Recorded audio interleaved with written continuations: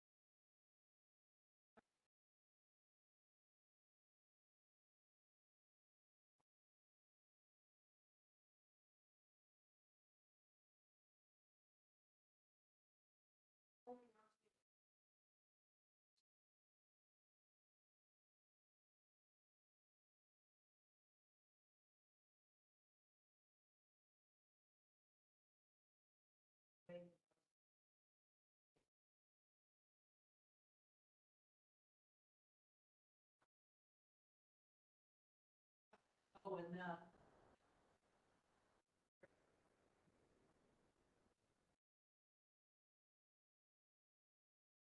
that's probably. Thank the Lord. I put- so, wow.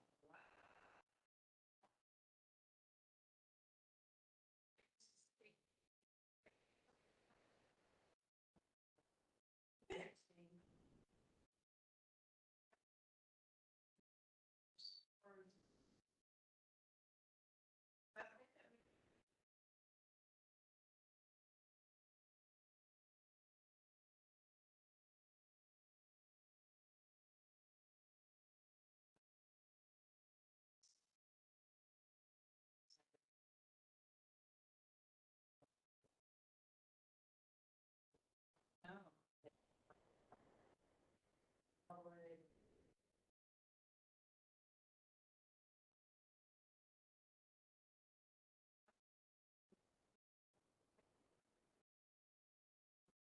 There were.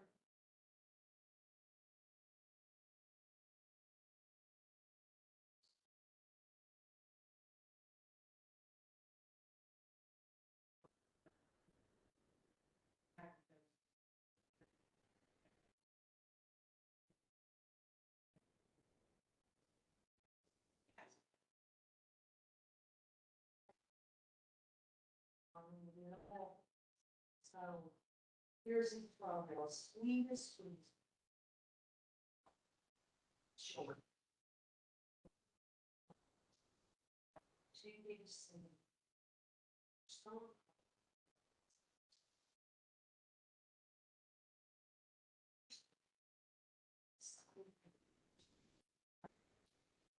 Second of all, right now, I'm So, they're and so. I think there were a couple of boys who were, so Addie's 6, I say they're about 8 or 9. I think they have much show, they're whole page.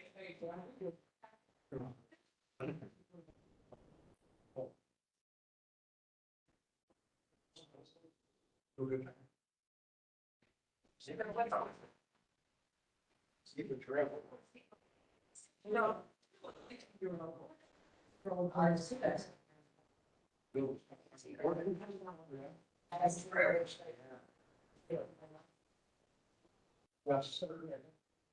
So they had like years. No, there is no. I'm very big, might not be able to do something that. Yeah, we do, yeah.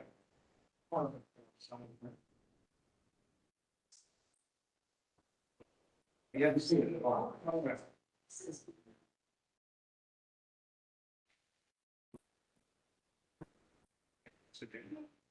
So, city was here. So But maybe. yeah, but I think they did something that. And it's. That's the point. And it goes from sea level. She never got to that day. When I got her. Yeah, my sister, yeah. Okay. Yeah.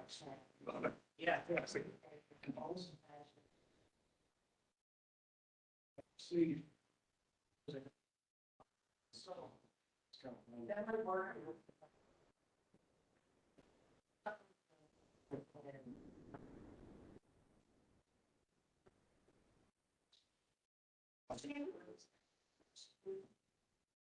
Please.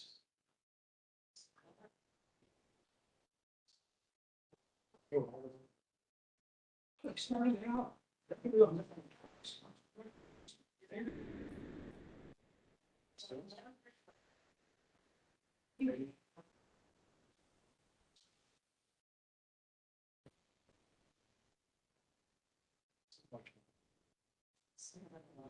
Somebody does. It'll be some areas here.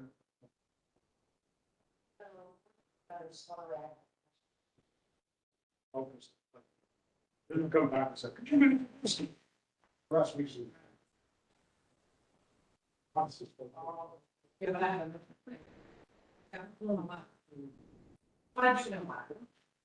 One big drink. It's always. That. And tell them that.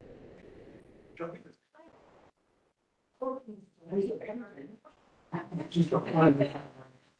Well, I don't want to read text. I think Bonnie said it, but someone saw me at her pool. I thought. What? That's so like. Okay. Right. So it's where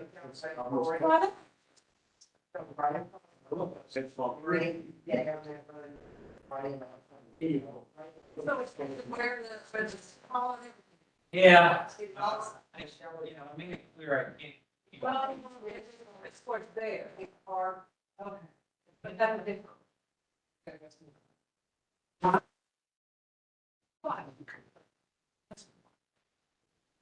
What's the? I did notice that of the capital expenditures.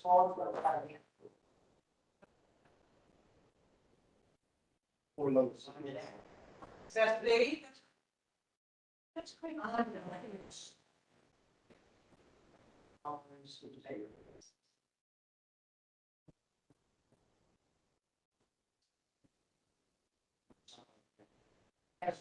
a favorite memory. In Virgo, 16 and 11. Honey, I know some pretty.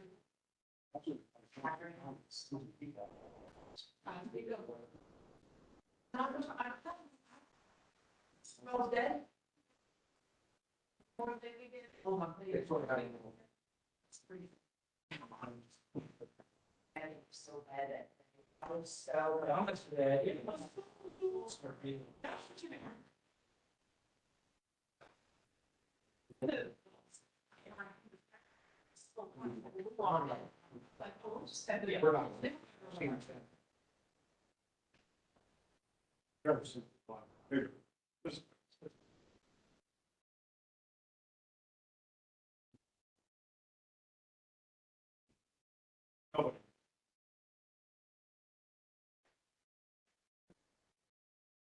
Thank you.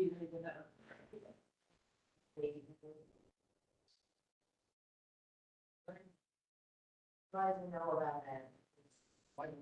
I think. Is to get out, and that's definitely, they wouldn't be necessarily. I think that they even know, but I'm sorry, right now, but you didn't lie and, everybody, right, I'm still feeding into it. I just. I went. Would you? But, you know, step on. These brands. Do the extension. As many in Canada one. That's my friend. Just looking at the stuff, yeah.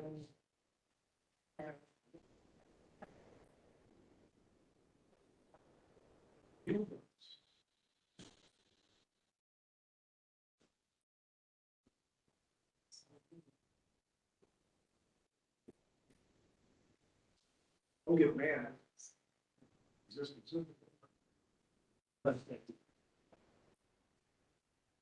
secret. I Code. know. And they read the whole thing. It's like telling. The Velcro? By telling like I'm the most.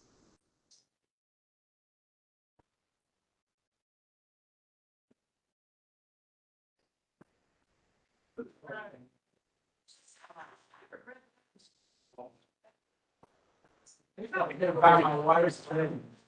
Oh, yeah. Embarrassing.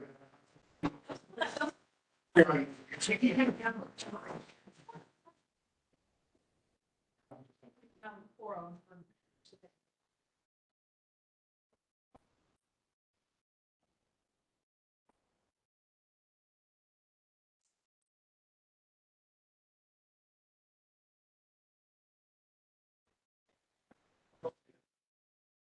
Stuff.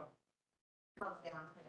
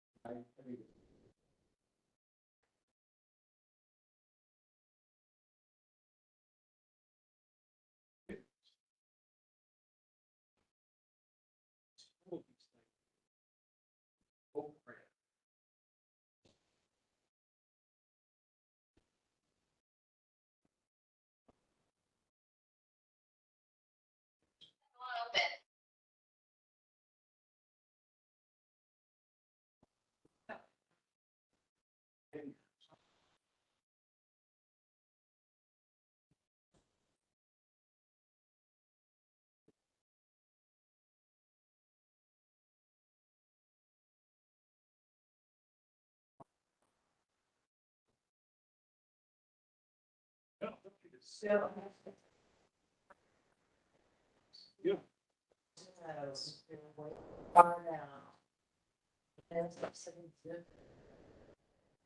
What the project is? Well, that money is, say, needs to be. Wage funds. Don't you come to a lot of stress for that slab that we got into. It's all by different, so we know. Yeah. So they said, Like, so they should go by project, the location of the it's project, got the project name, it's got the zip code. It's not demonstrated. but the location of the project. Good work. Streetscape. And then, I'll send it to you, I'll just, accept those projects that are. That's not.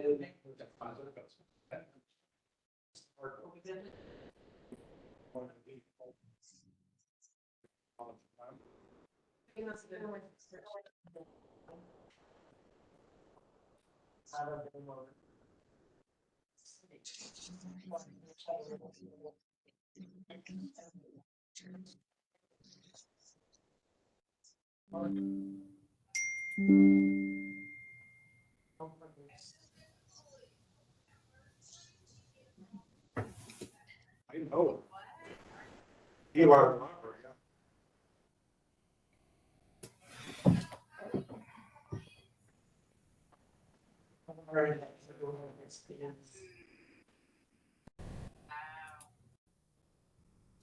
Make enough.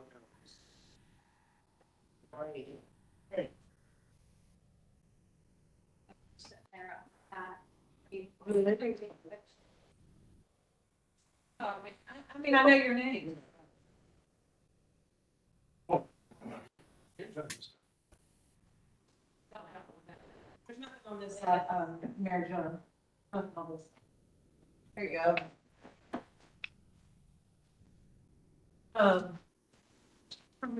Have you set up to, because there's people online Yeah? to share Oh, it. thank you, yeah. So, you'll just, when it's time, you'll just. Double select click that? And share, and then it'll open up both things. So one's at the top here, one's at the top there, and they're in PDF. Oh, gotcha. And if you'll do, if you'll do view and then full, because, full screen mode, because then it's a bigger picture for us in here. Otherwise, it's not a very big for us in here. Why don't you just leave that there because it'll be first. Okay, And then I don't have to think, oh, that's Bill's. Get the other one and this one? that one's me, yeah. We'll just leave it. There you go. And you said this mic is always live, It's always on. always on. Yeah, I kind of hear the feedback, yeah.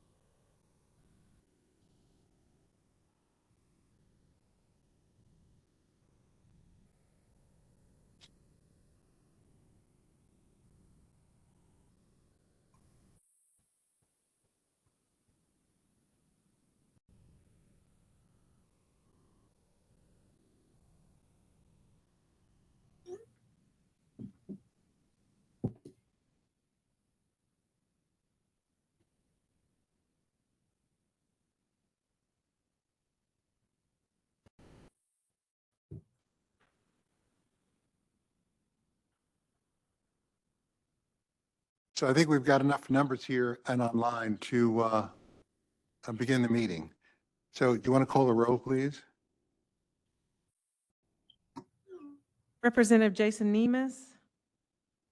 Co-Chair Earl Jones. here. Oh, I'm sorry. I'm sorry, sir. Earl Jones. Senator Gerald Neal. Here. Senator Julie Rocky Adams. Senator Mike Nemus.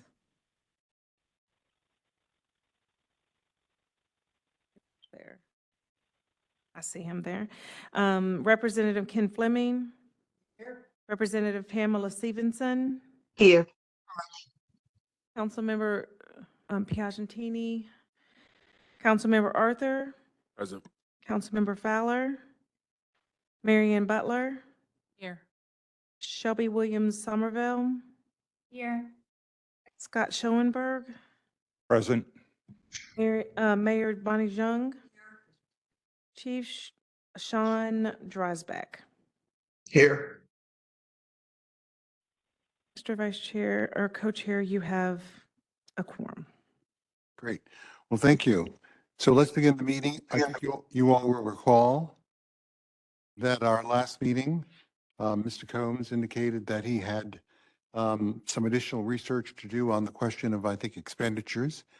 And I understand from the materials he sent to us that you've done additional work. I don't know whether you can say you've completed it, but you've certainly done additional work. So maybe we can begin with your presenting that to us. Sure. Good afternoon, everyone. We only have, I guess, 3 or 4 little topics today, not as much as last time. But it's some cleanup on the paving issue based on some questions last time. Also, we have taken a pass at capital projects, which was raised last time as a question. We also were able to get some pretty good geographically fine data from the Public Health and Wellness Department, and I'll show you that, the utilization of public health. And then also the folks over at TARC were able to generate a fiscal year's panel of usage of the bus system. And so we can make pretty good estimates of the origin and destination of the bus usage. So those are the topics we'll pop through here. If you'll go to the 4th slide, this is an extension of what we showed last time. You remember we were looking at the actual paving dollars spent by parts of town. And I think the general conclusion in the group was it looked to be based upon a very objective, professional methodology as far as which streets are paved each year based upon this road condition index. And so someone asked the question about, okay, this is a geographic distribution of the spending. What about the amount of square footage that's distributed around the county? So Matt did a great job of pulling all that data back in and calculating the square footage of pavement by part of the county. And so there's a summary of the distribution of paving in terms of square footage. You can see the last 2 fiscal years that have been programmed, it's pretty stable. Urban Service District, 43%, up to 48%. Unincorporated, 54%, down to 48%. The suburban areas, it's a very small number, the suburban cities, but remember, they get separate road money from the state to do their streets. So Metro Public Works only does like highways or major roads like Bardstown Road, say, that goes through a city. They cover that, but the streets in the neighborhoods are covered by the suburban cities. And then this second slide on paving, Matt has organized this by the total square feet of surfaces out there that need to be worried about, and looked at the what's called the paving condition index that Public Works uses to prioritize their paving schedule. And you can see over on the very last column, this is the average road condition, basically, the score from 0 to 100. So 0 means, you have the worst roads. 100 means you have the best roads, or the best condition of roads. Urban Service District has the worst condition in this. Now it's the county average is 71 and Urban Service District 69. It's not a dramatic difference. And what people have told me is because of a large bond issue back in 2017, I think, we basically doubled. Yeah, I see some of the council members nodding. You know this story better than me. There was basically a doubling of our paving budget, supported by a 10-year plan using this road condition index. And so we've gotten caught up, I think is a fair thing to say about our roads. So anyway, this is just in response to some questions we had last time.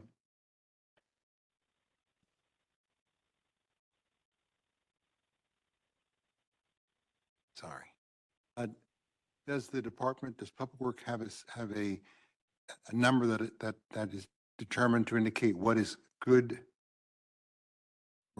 I see these numbers here, but what does it mean, 53, on a scale of what? Oh, see the footnote. So it's a scale of 0 to 100. And so 100 would be your roads are impeccable, they're brand new or freshly paved. And 0 means they're falling apart. And so Better, but not really all that great. we're not doing that great. Well, I mean, if these numbers are in the 50s. Some of the council members could answer this better than me because you all are in this every year. Well, trying to understand if the scale of road conditions is 0 to 100, and I think these numbers are indicating that for at least all of the areas it's in the 50s, what does that mean? If it's in the 50s, that's the condition of the road. Yes, but that would say that they're what, average, that they're. No, they're in great. poor shape. They're 50 needs to be paved. Anything like 55 and below is what, the rationale for doing that, starting, those get done first.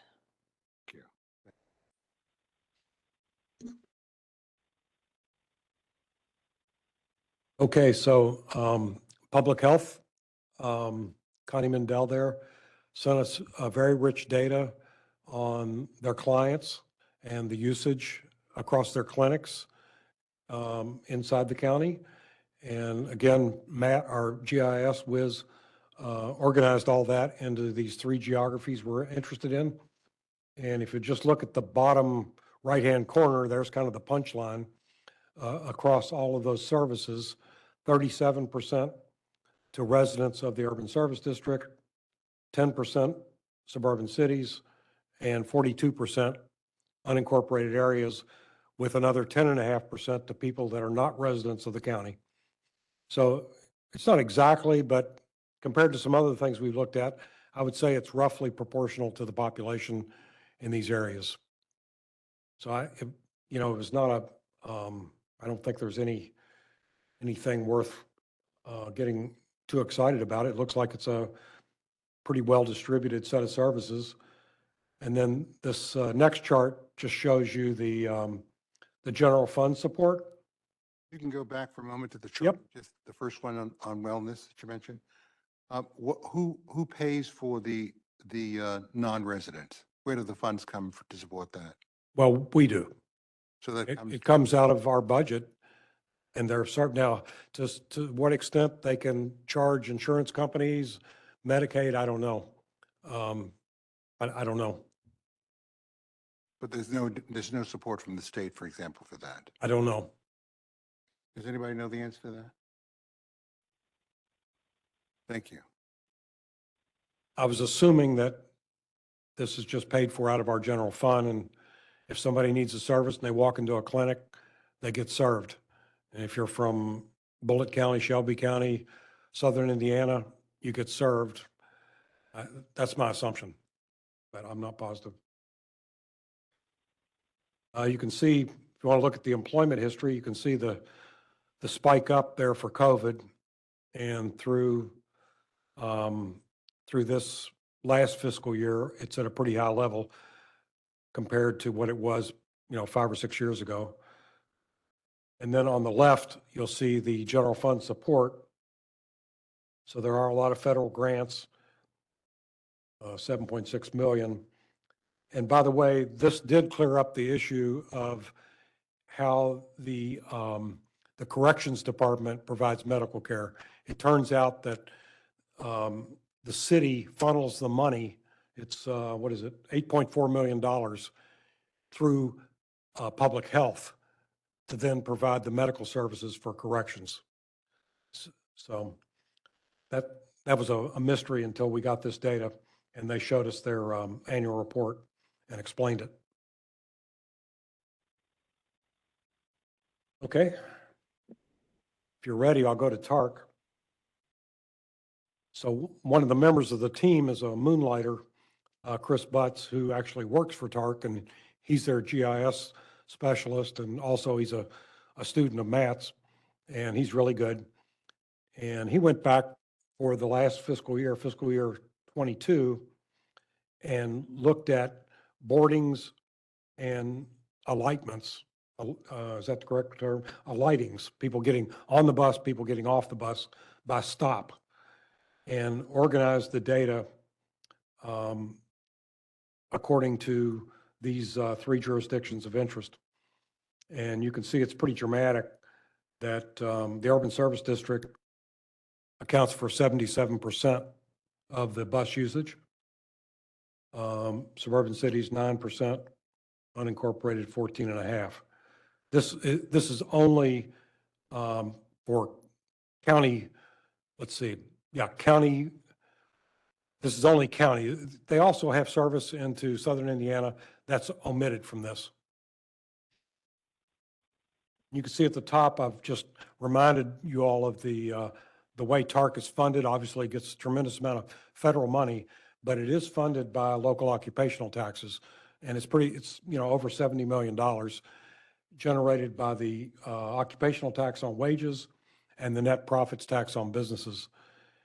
And so 2 months ago, I gave you the estimated distribution of who pays those taxes. You can see urban service district, about 16%. 20%. Suburban cities, 16%. Unincorporated, 37%. So there's a pretty good discrepancy there between the payers and the receivers of the service. Not necessarily a bad thing. It's a community asset that, you know, we've voted to have and pay for, so. And I have one more slide. Yeah, here's the TARC. This was interesting. The annual comprehensive financial report for Metro every year produces nice tables for most agencies showing their employment levels over time and also their services. And so for TARC, they had these two measures of services that I thought would be interesting to you. You can see that ridership has dropped dramatically from what, about 14 million riders to about 5 million riders over the last decade. And now the number of buses in service has fallen with a lag behind that from looks like about 300 buses to 200 buses. So there's a real decline in bus usage in the county. And this is before TARC, before COVID happened. Question. You know if this overall buses in service number accounts for our paratransit system? It does not. I don't believe that that's in the CAFR. I think I would have grabbed it if I saw it in the table. But that's, now it's obviously another service that they have. That's called, is that called TARC 4? 3, TARC 3.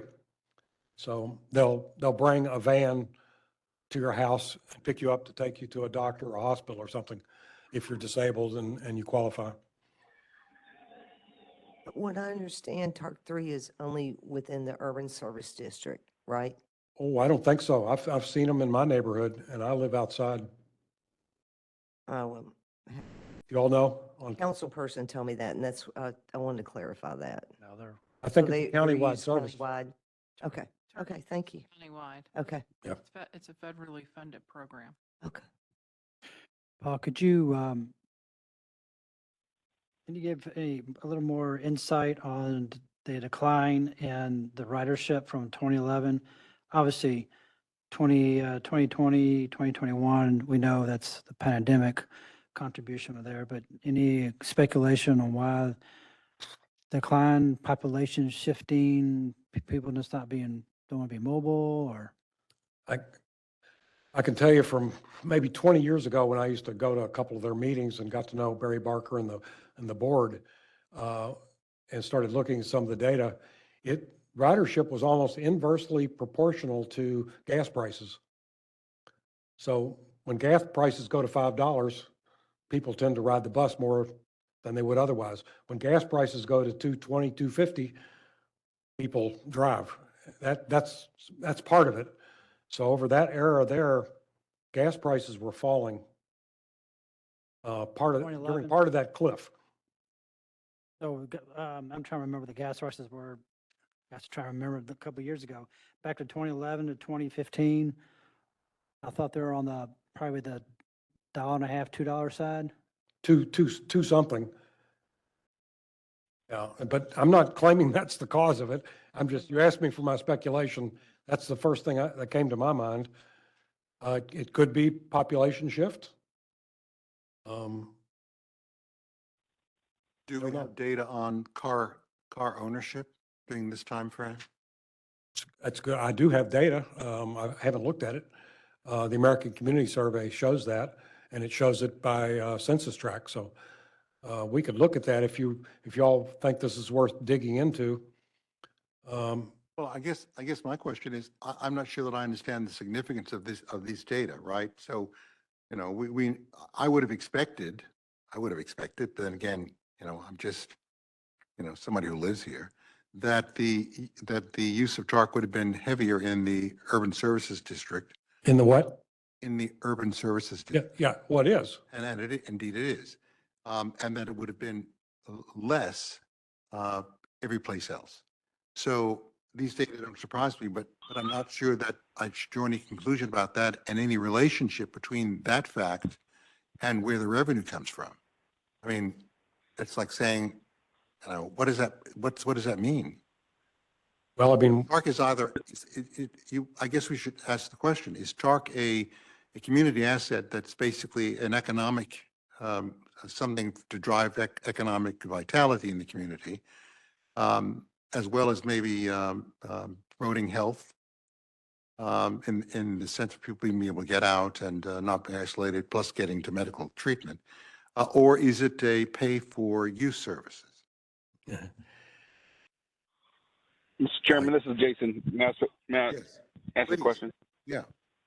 Yeah, I also think all of that. I think, like you, Mr. Chairman, I would have definitely thought that it would be used more in the urban services district, and I think that's perfectly appropriate. I bet that's what you would find in any city in America, and I think that's appropriate. One thing that I want to ask about it, and that maybe we don't know the answer to, but I'm very happy to support TARC, even though obviously my areas don't use it nearly as much as other areas.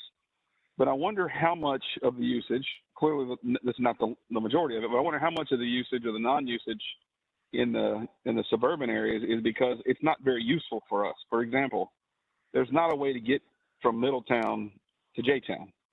And so that's not very useful for the people that I represent, or the people, or you can't get from Fairdale to Valley Station, for example. It's like spoke and will, and the other places aren't connected. So I wonder if it would be used more if it were actually more useful for people who live in the suburbs. I'm not sure it's worth the cost. I don't know. I'm just wondering how much of the lack of usage is because it's not designed to be useful for people in the suburbs in that way. We have been asking for an east-west route forever, an east-west route, coming from Valley Station to get you to the airport, to get you to UPS, to get people to Riverport. And it just seems like the impossible task. So if you want to go to, say, UPS and from Valley Station, you're going to get on a bus and you're going to go all the way down to 8th and Broadway, and then come down and I think come out Preston, all the way back down to UPS. It's like a 2-hour commute and it's crazy. Been like that And I don't know. forever. And I don't know. And it sounds like on the face of it, that would be a very good thing. I'd like to see if TARC or anyone has done a study on it. It might not be economically feasible in a world with Uber and so forth, where people, maybe not enough people would use it. I don't know. But I do want to note that we do pay the majority of the taxes, obviously. I still think TARC is a very, very useful thing in our community, and it doesn't have to necessarily, impact every zip code in the same positive way, but it is not designed to be useful for the people that I represent. And I'd like to see if TARC has done any kind of study to see if that's economically feasible. And it very well may not be. Just something I want to just flag. So just a little bit about that, because I have been for 10 years talking to TARC, and I think Mary Ann was when she was on the council as well. And it's just what they say is it's ridership.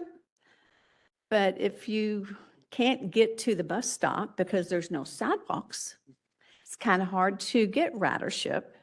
And if you, can't get east to west in a reasonable amount of time, so it is a problem. And I know they have done studies, and I know that they are well aware because we tell them every year. So. Well, it's something I've observed too. And I guess I've always put it down, frankly, to the geography of this city. When I moved here, I noticed that was the fact. And if this were primarily a city laid out on the grid, which is only in the urban services district, it would be transportation by public bus would be much easier. I mean, at GE Appliances, for example, we have problems in the same way. We can't get people from the western part of the city to come easily, conveniently, out to Appliance Park. We've had to subsidize Uber trips as well. So the system itself is archaic. I'm not sure that it's within the scope of this study, by the way, but if there's some way to sort of get the message out again to TARC about the inadequacy of the services, particularly, the east-west, I think we should certainly do that. I don't know, Jason, whether or not it's the kind of thing that I can tell you, even though the ridership has fallen from 14 million to 5 million over that period, every year there, the general fund, the occupational tax revenues have gone up. So they've had steadily increasing revenues while the ridership is dropping dramatically. So there's some resources out there. Yeah, there's a problem. I think it's within I your think, scope. yeah, I think, Mr. Chairman, I'm not sure we can do too much about that with respect to resolving the problem, but I think we can put a flag in it and make it something that we recommend that others, maybe the legislature with the city, study to see if we can, to move the ball forward, especially in light of the fact that, we want to also incentivize. I don't know that this is the purpose of TARC right now, although I know they're in Southern Indiana, but we have explosive growth in jobs in Bullitt County and in Hardin County, especially with the new battery plant coming. And maybe it would be a wonderful opportunity to get our residents from the East End, West End, Old Louisville to those job locations as well as Appliance Park in a more efficient and convenient way. Anyway, I think we can at least flag it and recommend further review of this issue.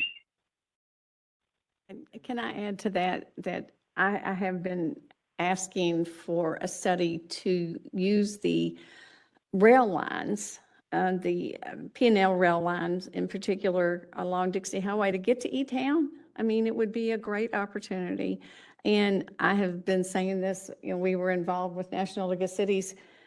We're never going to be that city until we get public transit that is working. I mean, never. That's just my opinion.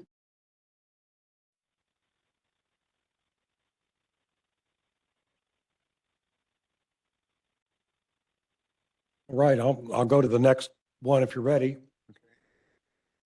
I'll have to do a little qualifying here because this is not comprehensive, but we did learn some things, let's put it that way. So Metro Council staff have been tracking capital projects since merger in every budget cycle. And of course, you've had this will be the third administration on the executive side, but the staff have been there all along. And they have this database with, I think it was about 1,700 capital projects in it that they sent me, adding up to $2.5 billion. That's the good news, that we know the names of the projects. The bad news is inside of that, there's no geographic identifiers, and a lot of them are very generic, and I can't tell how to allocate them. And much of that $2.5 billion was actually federally funded. A lot of the housing stuff, housing projects, affordable housing stuff, a lot of that is federal money. So we don't have a comprehensive answer for you here, but there's a couple of indicative things that's, I think, worth considering. This first chart gives you the sort of macro summary of the funding over the last, 10 fiscal years. You can see it goes from anywhere from 65 million to 350 million, depending upon the year. And a little over half of it was funded by bonds, 22% from federal funds. That's probably not newsworthy. This next one, I think, is more interesting. So the staff had carved out of that 1,700 projects about, I can't remember, about 250, 300 projects that were clearly sort of community-oriented, discretionary type projects, in that it excludes the road paving stuff that we've already talked about. That's capital, but capital expenditure, that's not included here. Federal funded projects are not included here. And some really big ticket items like the Yum Center, the soccer stadium, the Omni Hotel, that's all excluded from this. So it makes the list much smaller, and it's only, $382 million, but it's probably more germane to this discussion because it's more discretionary. And it prominently features parks, park improvements, streetscape improvements, libraries, library renovations, the 3 new regional libraries. And I went through all these to make sure I understood what it was. And I agree, I think it's pretty representative for that way of looking at it instead of the whole shooting match. Yeah, Ja'Cory? I see the source says Metro Council staff. Who exactly? were Well, the that's staff members? Steve Hagg and Beth Stenberg. That's the only ones I know that have kept this, but you know, And I'm just curious, why were some of the exemptions made when they counted these up? And I think about, I don't know if you remember, Councilman Anthony Piagentini has this chart that shows housing units, new dwellings that have been built by council district. And he always shows the chart just to talk about how much housing has gone into his district. I pulled it up earlier when I first saw this, and I'm thinking about exemptions and how do you calculate this and decide what the balance is of the housing units in his chart. And that's just from 2019 through March 2022. 8,419 new dwelling units were built. Over 80% of those are in council districts outside of the urban services district. So you can make this look either or way depending on what you include and what you exclude. So that's why I was curious, where did this data come from? And Yep. can we have more information that shows what those capital projects were? So I think I know what you're referring to. There's been a lot of affordable housing complexes built around in the suburbs. That's certainly true. That kind of thing is not in this table we're looking at now. This excludes all those federally subsidized projects. This is parks, mainly parks, libraries. Those are the two, and also a lot of sort of streetscape improvements like Nulu. There was a big Dixie Highway project I saw in there. I can't remember the detail, but I went through it to make sure it was what they told me it was, and I think this is pretty clean for what it is. What you're talking about is the at the bottom here, the 2.5 billion. And what you and Tony are talking about is buried in there. So. Right, and I'm just saying, if we want to look at the geographics of where some of these capital projects go, why exclude some projects and include others? So I just want to be clear. the argument is, if it's federally funded, it would have happened in the county anyway, whether you had this distinction between the urban service district and everything else. That would be the argument. So I thought it was logical to exclude federally funded projects because our county would compete for these regardless of merger, lack of merger. So the source of the housing isn't always federal. I know we bond money for the Affordable Housing Trust Fund. We did approve some funding from the American Rescue Plan from Congress. So it really just depends on the source.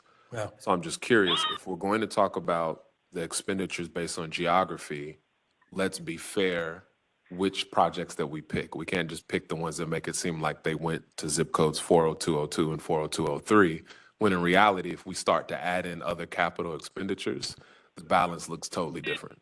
I agree. It's a great point. So my question is, how much, and I've been out of council for a while and I can't remember numbers.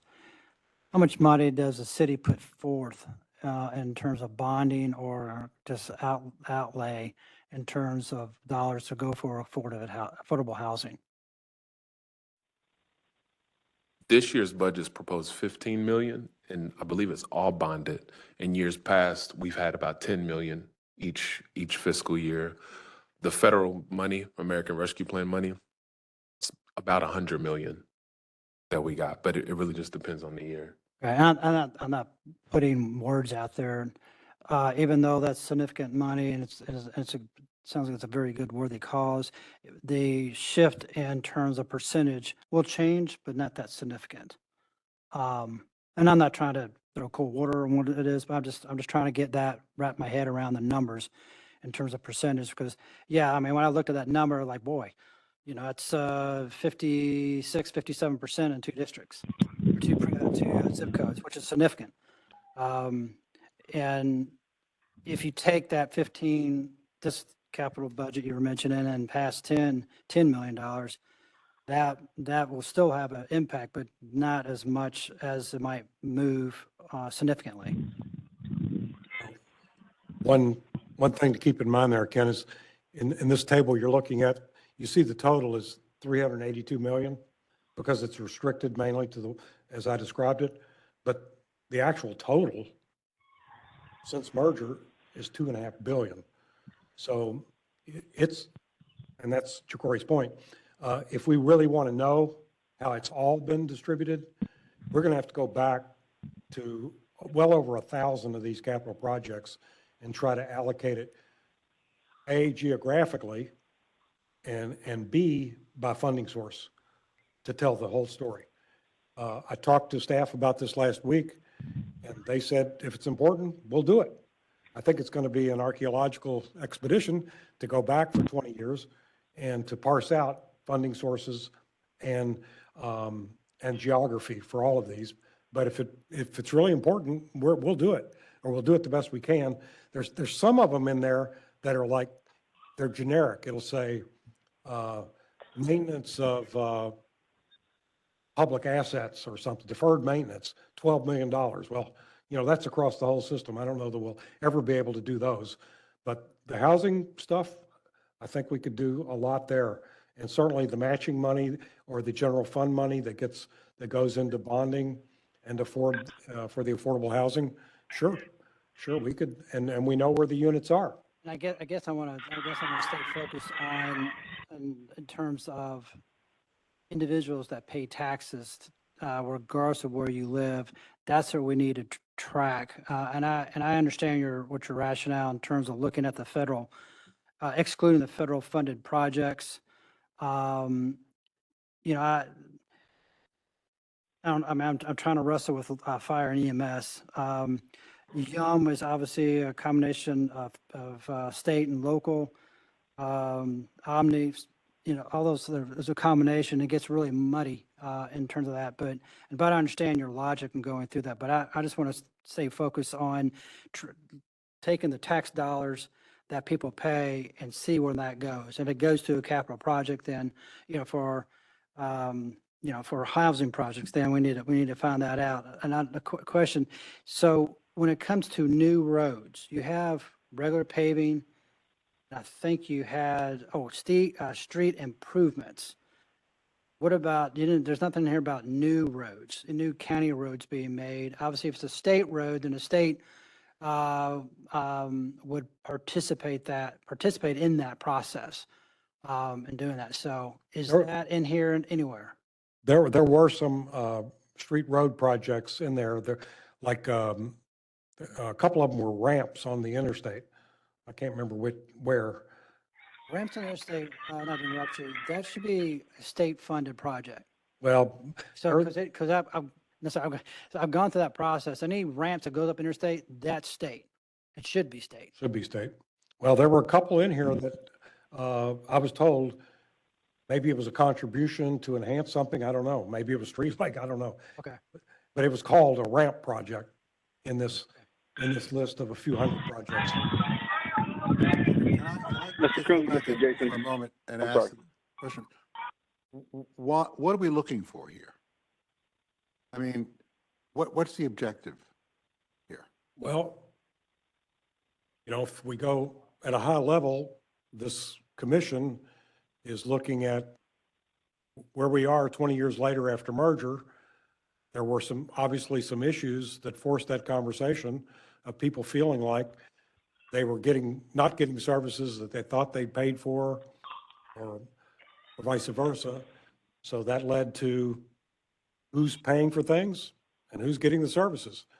And so up to this point, we've only looked at operational expenses. Now we're looking at lumpy capital expenditures, and they're very significant. And a lot of this is funded by general obligation bonds, which are paid for out of our property taxes, and our occupational taxes, and our insurance premium taxes. So Understood. So, but Yep. what I was trying to understand is, so then of that 2.5 billion, obviously, you know, you've indicated, obviously, it's not all in this chart. But you indicated, for example, that there were certain large projects which were determined to have some overall community impact and therefore were excluded from consideration, right? So how do you characterize those projects? What makes a project in that group? well, if you see those little on the far right-hand side where I put capital R, capital L, on the far right-hand side there, those are the 3 new regional libraries. Southwest, South Central, Northeast. Those are all $12, $13 million apiece. So that was discretionary. That was a policy to notice that the population in the exurbs and suburbs have been growing, and the libraries were mainly interior. We needed big new libraries. So to me, this is one of the things I think you all can point to as a success of merger, is that because we're one county with one government, we can do things like this. So, you know, But again, that was something which was determined by the categorization that you mentioned. That's something which is a large project, which is what? Something that has community-wide benefit? Is that it? Or is it something that is described otherwise? well, they are open to everyone, just like the parks are open to Well, everyone. is that the criterion is what I'm trying to understand. What's the difference between a library and the Omni Center? In terms of they're both being excluded from this list. Well, the Omni would be a tourism economic development investment. Right. The Yum is considered to be a regional sports complex that everybody in 10 counties uses all the time. Whereas maybe a park in a neighborhood is mainly used by those residents. The regional libraries are mainly used by the people in that part of town. I think that's the distinction. I didn't do this filtering, but we had to come up with something based upon your questions. And so I went with what was available. And now you're picking at it and you're making very good points. Mr. Chairman, Yes. is there any consideration that the libraries have their own money and their own tax base, the library tax? There's no library tax. They don't. Not They do in in Bullitt, but Louisville. not in Jefferson. Voted Okay, thank you. down. That's right. I would, if I could venture Thank to guess, I would say that the ones they excluded are the ones that are a combination of local funding, state funding, and some federal funding.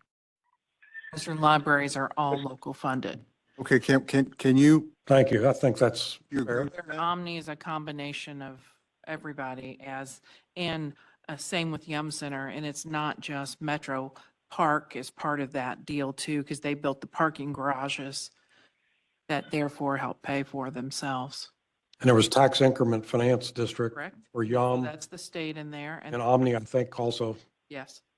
So, All that. You And you agree that's the distinction here? Anything that involves funds other than city money? That rings true. That's the way it was explained to me. This is primarily general fund financed discretionary things. Okay, so if that's it, then I guess I wanted to ask, Mr. Fleming, do you accept that? And are you then saying that there should be an additional document that shows these other funds, these other projects? Or are you suggesting that there be a list that includes everything? I apologize, Chairman. I was talking to Scott. That's all right. About some of the numbers, because I'm still trying to get my head wrapped around a couple of different variables coming in. I guess I'm trying, I just want to make sure that there's logic and agreement in terms of what should be included, what should not be included. Right. And what's included, we need to make sure that dollars are being tracked and going toward that. So if there are federal fundings that's going for, and I'll use the councilman's example, affordable housing, that's federal, should they be included? Yes, the benefit and so forth, but we'd really got to look at where are people who paying the tax benefiting from it? Well, I understand that, but this is a list only of only projects that are paid exclusively by Jefferson County taxpayers. So my And I don't question- think Mr. Chairman, I'm not sure Yes? that's right. Okay. I'm not sure that's right. Let's make sure. Yeah, I'd like to get a list of the things that have been excluded. And it's my understanding they've been excluded because if they were included, it would make it look unbelievably unfair skewed toward the urban services district, and they should have been excluded. Things like the Yum Center and the new soccer field, those are community projects, and it's not fair to say that the suburbs are being unfairly treated because those are put in the urban services district. Libraries are a horse of a different color altogether. I mean, nobody's going to go to the Linden Library if they live in Valley. So those are different in kind, but I don't think they were excluded based on the source of their funding alone, or even at all. They were pulled out because I think that to do otherwise wouldn't have been. It's not fair to attribute, Jacory's district with the Yum Center, because that's also beneficial to my district. I don't even know if it's in Jacory's district, but so that's the reason they were excluded. So I do not think it was source of funding, and I would like to see a list of all the things that have been excluded, because I do think this is a very important thing, Mr. Chairman, because I mean, obviously, fundamentally, and people can disagree with this, but fundamentally, the people that live outside the Watterson are 2/3 of our population, and we think we're not getting the services that we pay for in a fair way. And that's what this study will disprove or prove. And that's why capital projects. I'm not arguing for one proposition or the other. All I'm trying to understand is what's on one list, and should that list be revised? Or do we have to supplement it with another list, which is clearly defined what's in that list? That's all I'm trying to understand. I mean, I do think it would make sense that that the lists not be combined, because there is a clear difference between those which are solely funded. And if this is not, if this list that you've given us here is actually includes things that are funded by other sources, it should be supplemented. But I think it makes sense to have one list that is just discretionary funding, and then the other one that says, and these are funds that came in from other sources, and to the extent that there's city money in there, fine. If there's state, fine. Federal, who cares? But you can still then determine, to the extent that there are city funds, what local taxpayers have contributed to those larger projects, you can still determine whether or not there's been a imbalance there. I was also just going to add real quick, Latanya Bell's our financial, excuse me, whatever the word is, she handles our money on the Metro Council. So I just want to be clear, as we say Metro Council staff, Steve Hagg works for the Republican caucus. He doesn't work for the entire Metro Council. Thank you. I want a list of all the exclusions so we can go through them ourselves. And if Corey, are you saying there's somebody else at Metro Council that keeps track of the capital projects? Okay, I don't know. And if you could There's a website that has this on the Louisville Metro government, and it has it by a Metro district capital projects. I don't know who put that together, but it wasn't the Republican staff. If you look at 02 and 03, I think you're going to find the majority of those capital projects are going to be on Metro buildings. That's where the majority of Metro buildings are located. We would have to do that regardless of if we were merged or not. If it was still county or still city, they still have to maintain them. This building alone, we've spent nearly $10 million with a new roof redoing this. We patched the roof, then we had to put the new one on. Same across the street at Metro Hall. I would say in 03, it's probably when they redid, they bought that new facility and did the government center out there off 9th Street, where the clerk used to be, and I think the police are in it now. So I think if you looked at those two zip codes, we've done some capital projects, but a good portion of them are going to be spent on Metro-owned buildings. Yeah. So Mr. I got one recommendation. I will send you all the list, and then you can see what's in it for yourself. Well, it's funny because I guess I came to this with the assumption that, quote, capital projects involved expenditures on public buildings. That was just my understanding. I'm not suggesting it's correct, but that was my understanding. Parks and anything that was owned by the city or the government. So If it's true that there is a definitive list at the council staff, Corey, and it's comprehensive and it's organized by council district, I'm sure my friend Matt up here can convert council district data to these three geographies and get pretty close. So we'll use that as a chore for next time. If that data exists and it's organized by council district, and hopefully it has flags on funding source, then we can tell the whole story and everybody can agree on the answer. Well, now, so just on that question, if you took the entire 2.5 billion, and you did that, how does that address Ms. Butler's question about, well, whether it's a public building or it's, something owned by the city versus, I don't know, something that's a joint or a, So we could easily create a flag for county-owned buildings, repair, building, whatever, and just, because you'll have the actual list of if the data's there, sure. I just don't know. I haven't seen it. I Wanted to- don't want to pick on O2 or O3 or anybody like that, but first of all, this says year-to-date 12 to 22.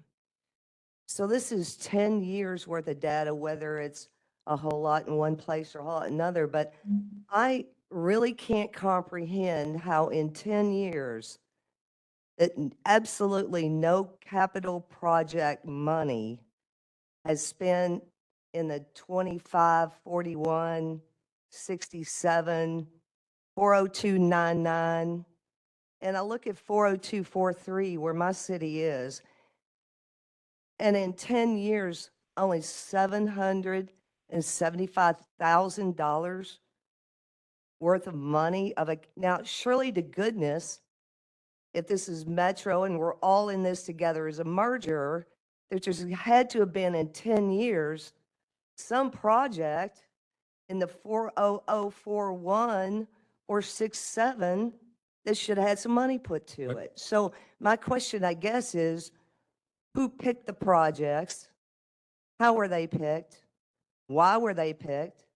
And why some of these zip codes have absolutely zero money in the last 10 years been spent in it? But Bonnie, just make sure we're clear, though. This is not all capital projects. This is just the ones according to this. Excuse me, expenditures, I see here, yeah. As Jacori pointed out, there may be a large affordable housing project in your zip code. I don't know, or in your zip code. But because it was partially federally funded, it's exempt from this.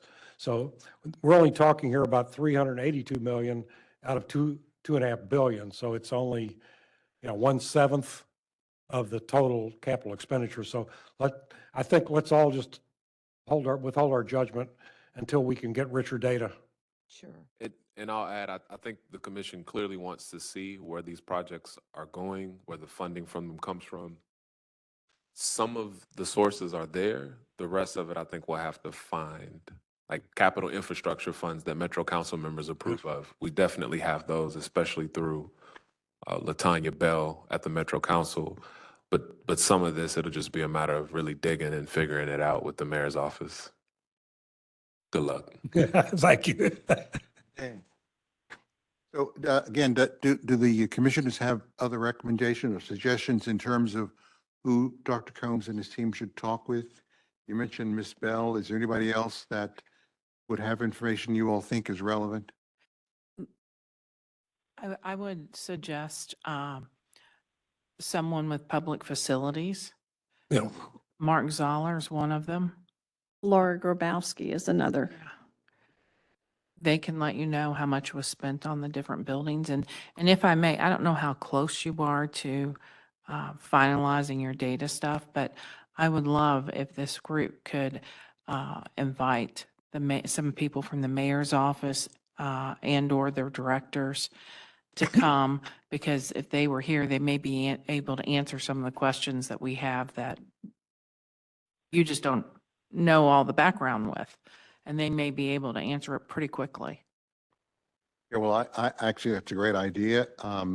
And I would solicit the commissioners to identify who you would think who you'd like I to don't testify. think we need to identify. I think we just need to put the request over to the mayor to have whoever he deems necessary, whether it's his deputy mayors or his directors, somebody that whatever information Dr. Coombs has been given that they could answer questions if they come up. I'll also add real quick, Aaron Jackson. He might Oh, I want to know. talk to you after this budget passes, after July 1. Yep. But he worked not only on the budget with this current administration, but the previous administration as well. And he could help find some of the capital projects and some details about those. Yeah. Aaron would be a great resource. I know Aaron, and Jeff O'Brien. yep. Yep. I contacted some people in OMB 6 weeks ago with a whole bunch of questions. They're just too busy right now. You're not going to get it right now. Yeah, but when are you finished with your End budget? of the month. 22nd. This is after the budget is approved.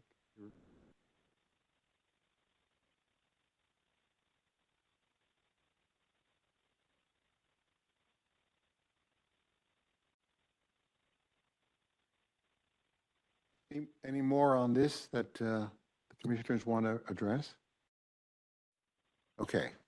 Where are you in your presentation, Dr. Combs?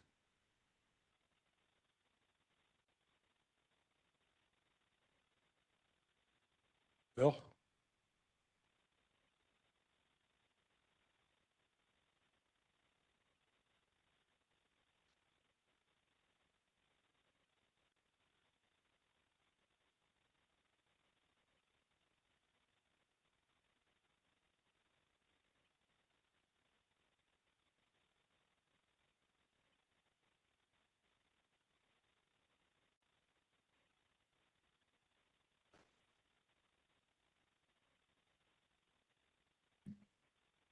Okay, so this is a little bit different. So most of what has been kind of the focus is what I would take to be a sort of a distributional question within Jefferson County.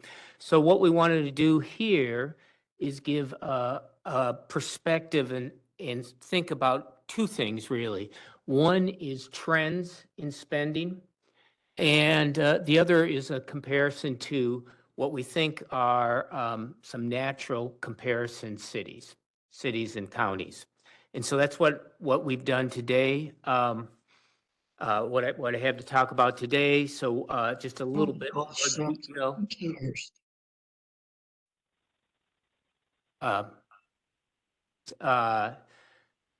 So what we've done is we've chosen some cities. You can see them on the list: Birmingham, Cincinnati, Indianapolis, Lexington, Memphis, Nashville. In the region, we think fairly similar.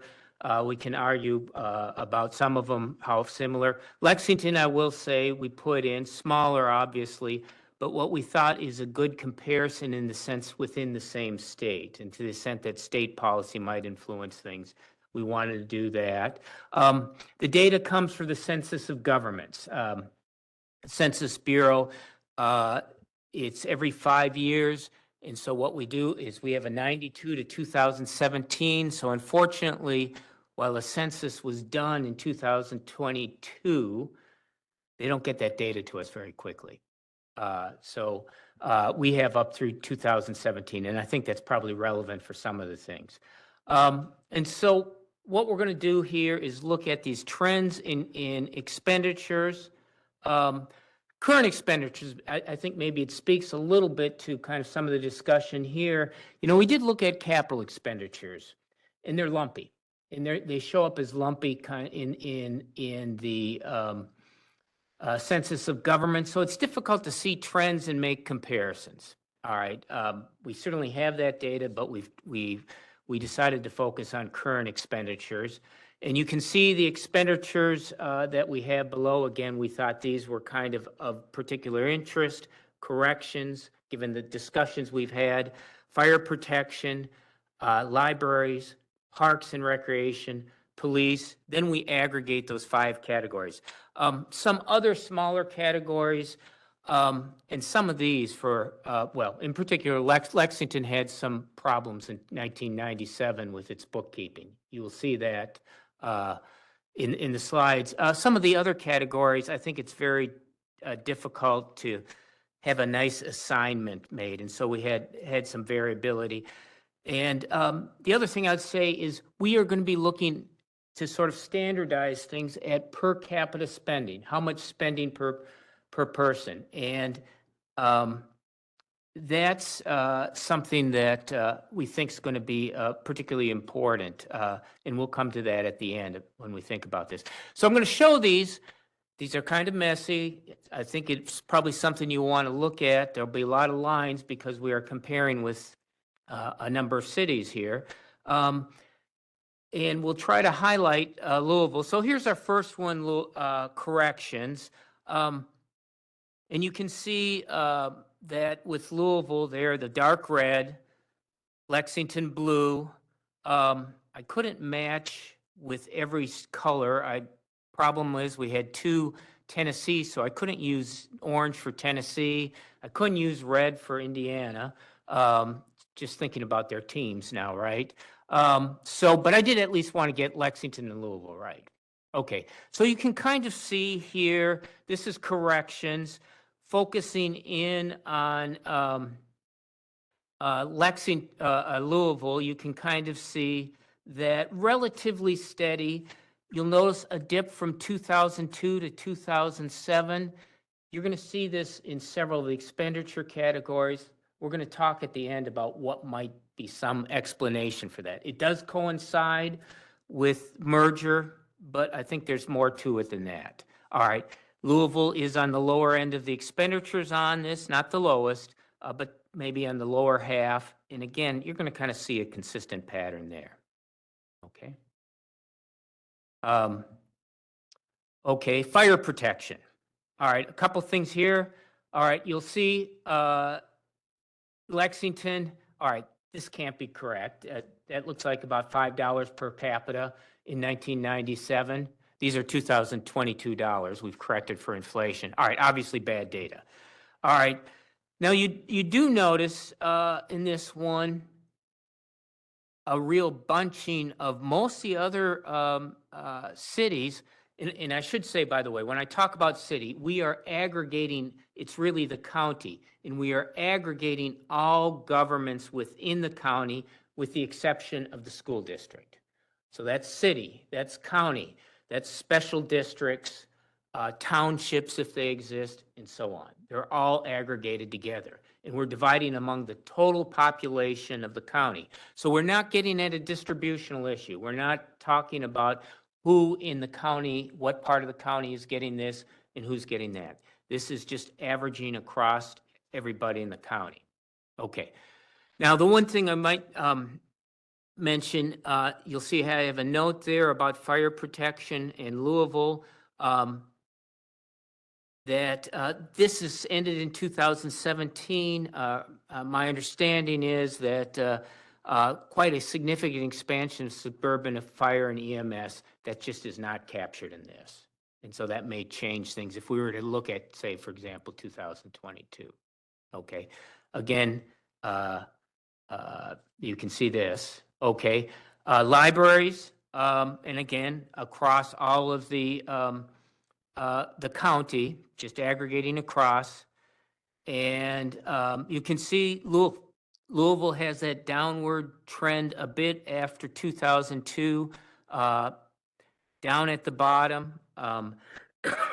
Another data error for Lexington, clearly.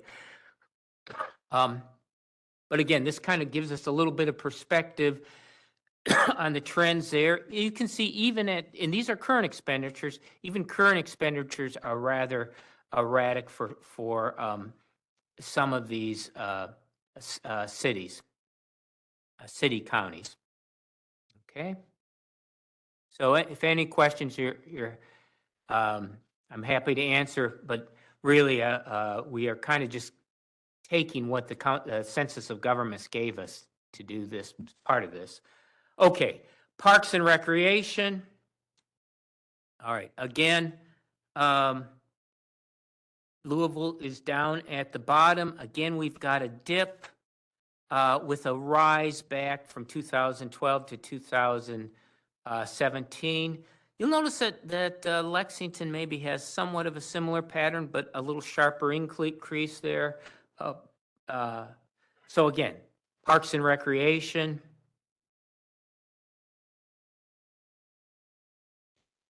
And police. Okay. Again, that sort of similar pattern. from 2002 to 2007, a recovery, an increase back up to kind of the level in inflation-adjusted dollars to what was in, say, 1997, if not 2002. All right, again, lower, along with Lexington and Indianapolis. Okay, so then, no surprise here, if we sum those, we kind of see what we've seen in several of the other ones, what looks like a decline, is focusing again on Louisville, a decline from 2002 to 2007. A slight increase since then, but down at the bottom, similar to Lexington, in terms of what we see. Another thing to point out here is consolidated versus merged governments versus ones that aren't. You can kind of see Cincinnati at the top there, Memphis, Birmingham, not consolidated, Lexington, Louisville, Indianapolis, Nashville. And so that may be something there as well. Okay, now, here's something I think that you remember, these are spending per person, okay? Okay, so here, if we're thinking about trends here, there's sort of two things to think about, right? The spending per person depends upon how much does the total spending in that county change, and how does the population change? Okay, and so, you could have pretty similar trends in, say, total spending, maybe a steady growth rate in total spending. Your budget goes up by 5% every year. All right. Well, what might change when we compare two cities with the same things is, suppose there's a city that high population growth. That's going to decrease per capita spending. All right. More people to spread it along. In contrast, think about one that actually has a population decrease. Okay. That's going to, but a steady growth in total spending. But if that population decrease is big enough, you're actually going to get an increase in per capita spending. Okay, so here's what we did to try to get at some of this. Here is population growth. And so what I have here is, you'll see 1 in 1992. So here's a way to think about it. It is the population of that county that the city is in relative to 1992. So in other words, Louisville in 2017 is 40%, has a population is increased. You see the 1.4, 40% relative to what it had in 1992. That's Jefferson County population. All right. Okay.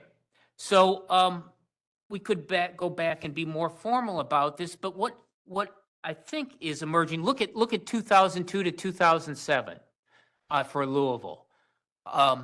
Right, that's the steepest increase you'll actually find anywhere on that figure, right? The biggest percentage change in population was from Louisville from 2002 to 2007.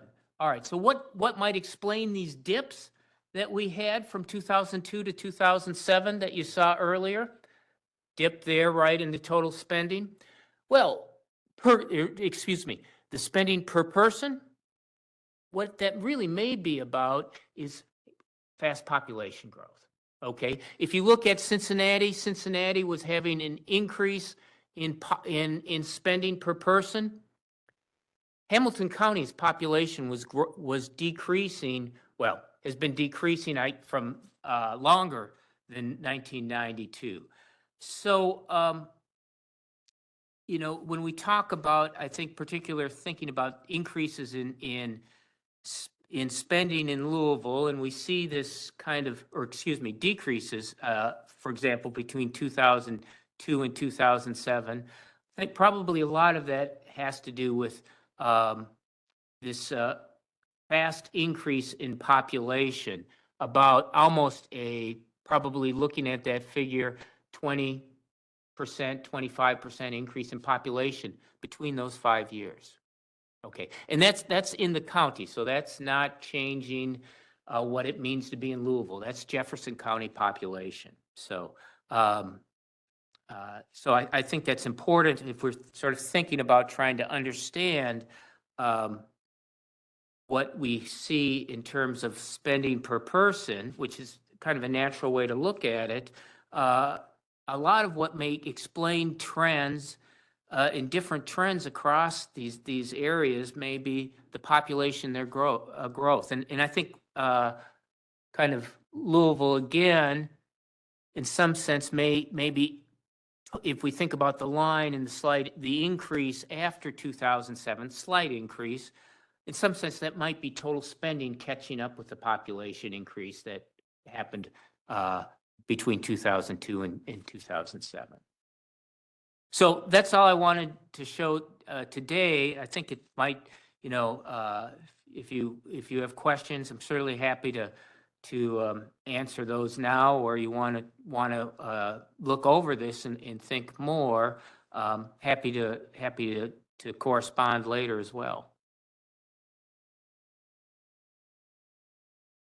A question, could you clarify the index on the population? Yeah.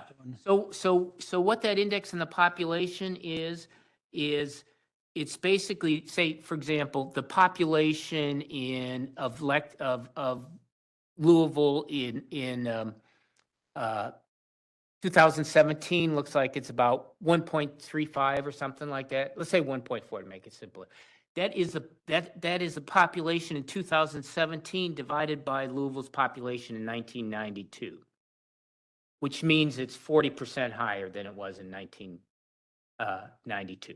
So are you saying that Louisville grew just as fast as Nashville and Lexington? Yes, that's what we're saying. Jefferson County grew now that's not the metropolitan area, but Jefferson County grew at the same rate as Davidson and Fayette County. So it's a percentage increase, but it's a percentage increase. But it's not actual growth. It's not actual numbers. Yeah, it's real numbers. I'm taking the population and I'm adjusting the base, right? So if you're talking about the actual number increase, so here is the Jefferson County population here. Okay, but you're right. Nashville, in terms of number of people, it's starting with more people, right? So a 10% increase in the population of Nashville relative to a 10% increase in the population of Lexington, much smaller, Davidson County versus Fayette. Yeah, that would be more people. Okay, so yeah. But it's certainly saying that Louisville. Remember, Louisville, Jefferson County has many more people than Fayette County, saying that more people have come. The population of Louisville, Jefferson County has increased more than Fayette County. Yeah. I'd like to see the underlying numbers if I could, because I'm on Nashville's website right now, and they claim to have grown 16% in the last 10 years. Louisville has a paltry growth of 40,000 people total from one census to the next. The reason I know that is because I know a lot about redistricting. So I can't, it seems to me that any statistic that says that Louisville's growth is better than Nashville's or even anywhere near on par is suspect immediately to me. So I want to see the underlying data on that. And are there other things? You said 5 categories. Well, I mean, here's Jefferson County. This is the Bureau of Economic Analysis, which pulls its data from the census. So, I mean, and if you can pick, so we've got a longer span than that. But we saw the jump from 2002, right, to 2007. So it's certainly more than that. But I mean, yeah, we can certainly provide the raw numbers, and we can put this in terms of, rather than percentages I've done, we can put it in the actual population increases. But if you're thinking about the spending, per capita spending, how much you spend, it's really the percentage that's going to drive it. But we can certainly do that. I'm pretty confident of the data. We don't get better population data than the census. But yeah, I mean, we could add a slide that looks at them in raw numbers. Has Davidson County added more population than Jefferson? Sure, has more population start. Yeah, and the only reason it's important for our purposes is Louisville looks like it's very low in amount of spending per capita compared to the cities we compared it against. And so that's the only reason it becomes important, I think, for our purposes. Well, that won't change. That doesn't change. I mean, we're taking the total spending of all governments in Jefferson County, and we're dividing by the total population. And that's not a percentage thing. So here's my actual question on the substance of it. I thought I heard you say all special districts were included, and then I heard you say, I may have misunderstood.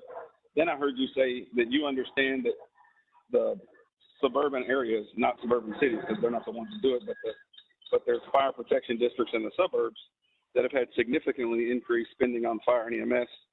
And I thought I heard you say that was included, and then I heard you say it wasn't included. So was it included? that was not two, the increase in spending post 2017 is not included. Okay, I'd like to see if we can get that in there. And then the other thing is, obviously, we have to subsidize our county in policing as well, and that's done significantly out in the suburban cities, which are only in the East End. You know, Anchorage has 20, Dayton has 40, Middleton has 20, Linden now has 20 plus police officers. So that should also be included in the spending of the cities and the townships, special districts, county are all of anything within Jefferson County is included. Now, what we aren't getting at, as you suggested, is cross subsidization.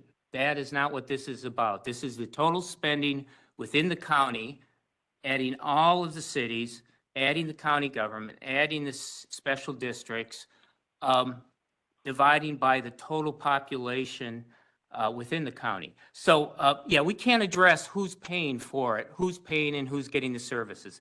And we can't address that for Louisville. We can't address that for any of these other cities. So part of your point, I think, is certainly true, that what is being paid for in cities outside the urban service district versus what they get in services or expenditures, no, this is not addressing that. It's not addressing it for Louisville, nor is it addressing it for the other ones. I'll just ask a direct question. It doesn't have any value on it, any values attached to it. But is the money that the J-Town Fire Protection District included in this data or not? Yes, it is included. Up through 2017. Up through 2017, yeah. Before they there was the EMS. That's when the explosion of growth was about that time. So we well, yes, as was noted in the slide. Thank you. Yeah, so when 2022 data appears from the Census of Government, we would have a figure, and I think you're quite right. You'd probably find a significant change in that.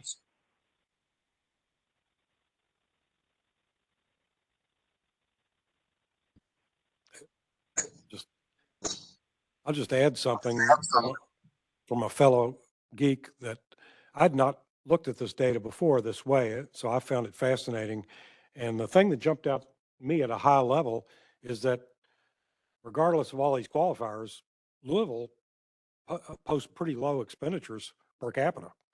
You can talk about, this 5-year period versus that, or the lack of the EMS in the last 5 years, but these charts for these main local public services are showing we spend generally less per capita than other cities for parks, police, corrections, et cetera. I think it's a big takeaway. I was surprised. I'm not surprised. Okay. I mean, I guess there's got to be a correlation between public expenditures and growth, at least in some part. And we lagged in growth behind most of the cities against which you've compared us. So. In the Parks for All study that was just conducted in the last 2 years, it was obviously much lower like 40% to 112%. Yeah.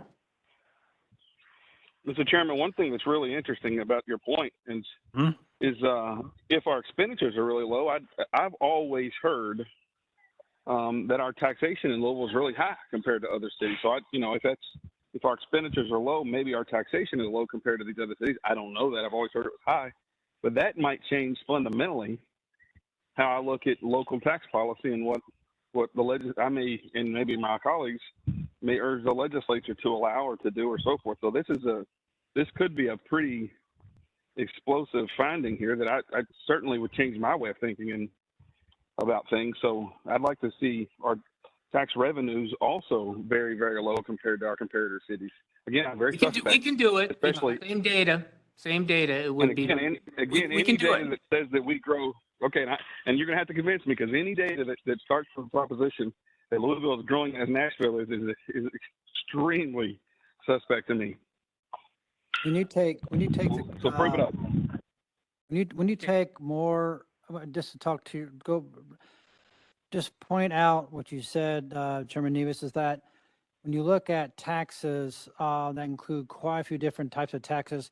When I went through and partnered with the U of L Urban Studies, they came up with about third highest tax city among 15 competitive cities. And at that time, we're looking at the local option sales tax, and if you put that in there, that was going to, increase even more. So I would contend, unless things have changed since then, we're still probably on the high end of the tax bracket when you look at things in its totality. But Ken, something's not jiving, right? If we're third highest in tax rate per person, but we're the lowest, and we've only compared ourselves to 6 others in this thing, but it's 6 other, I think, pretty fair comparators, and we're the lowest of those 7, including us. Something's not jiving. Where's that extra tax money going? Well, so I think Professor Coombs can speak to this. He has certainly looked at this, but I mean, one of the issues is, of course, state aid. This is expenditures, right? This is expenditures at the local level. Where that revenue comes from is not part of what I've just done here. To the extent that Louisville may be generating its expenditures more by local taxes than other cities, we're going to get a difference in local taxes. And when I did this was actually highlighted when we did the tax commission for the first governor, Bashir, and we looked at taxes, and we found the same thing that was referred to, that Louisville, because of the occupational license tax predominantly, was certainly one of the higher tax cities that we found as well. So we can certainly do that. And I think one of the points is you may not find a lineup that low expenditures does not necessarily mean low local taxes, because of the role of state government that may differ across the states. But yeah, we certainly can do it. This is also included. This is just the items that we spent on based on your what you said. The parks, the police, the fire. That's just those areas that include other areas as well. Yeah, that's right. And we have to keep that in mind when we look at this type of graph. Yeah, it could be we're spending more on that in those areas as well. And when we could aggregate up for those areas, we can do that. Yeah, I'm sorry. I had two things. We've already touched one on. To me, this is like the exercise of sources and uses. Mm-hmm. Go through that, and I'm very intrigued on the sources side and both the uses, because there's a lot of the fund. Well, there's a lot of tax that is paid through various exercises here. So, and I'd be intrigued to know what it's like in the other cities, where their sources are, if sales tax is retained and other things like that. Sure. And managed within the municipality. And then the second thing that I'm just personally interested in is we look at the actual growth in terms of population, and we looked at this a little bit before, would be how we could equalize the growth in per capita income and do that as it relates to peer cities as well, just to understand that, because that will also factor in to your sources analysis. And then also in terms of where we've seen that growth, what is that growth? Yeah, let me follow up a little bit here. I mean, the sources, yes, we can do, and it sounds like we should be doing that. It'll be the same data source.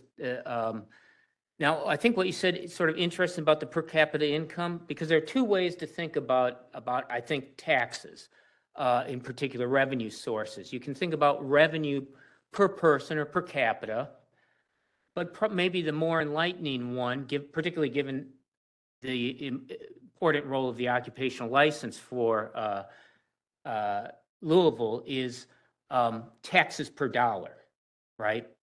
And that we would want to take the income into account. And we can look at it both ways. And to me, I think the more revealing one in terms of behavioral incentives and things, how attractive a city is, might well be the taxes per dollar. Which I also think will begin to correlate back to where that growth is, again, how appealing the city is, because, the takeaway is like, great, we're really managing our dollars here really well. The question may be, well, perhaps this is one of the things that's impairing our ability to grow appropriately and to attract the type of industry and et cetera that we want. So. Yeah.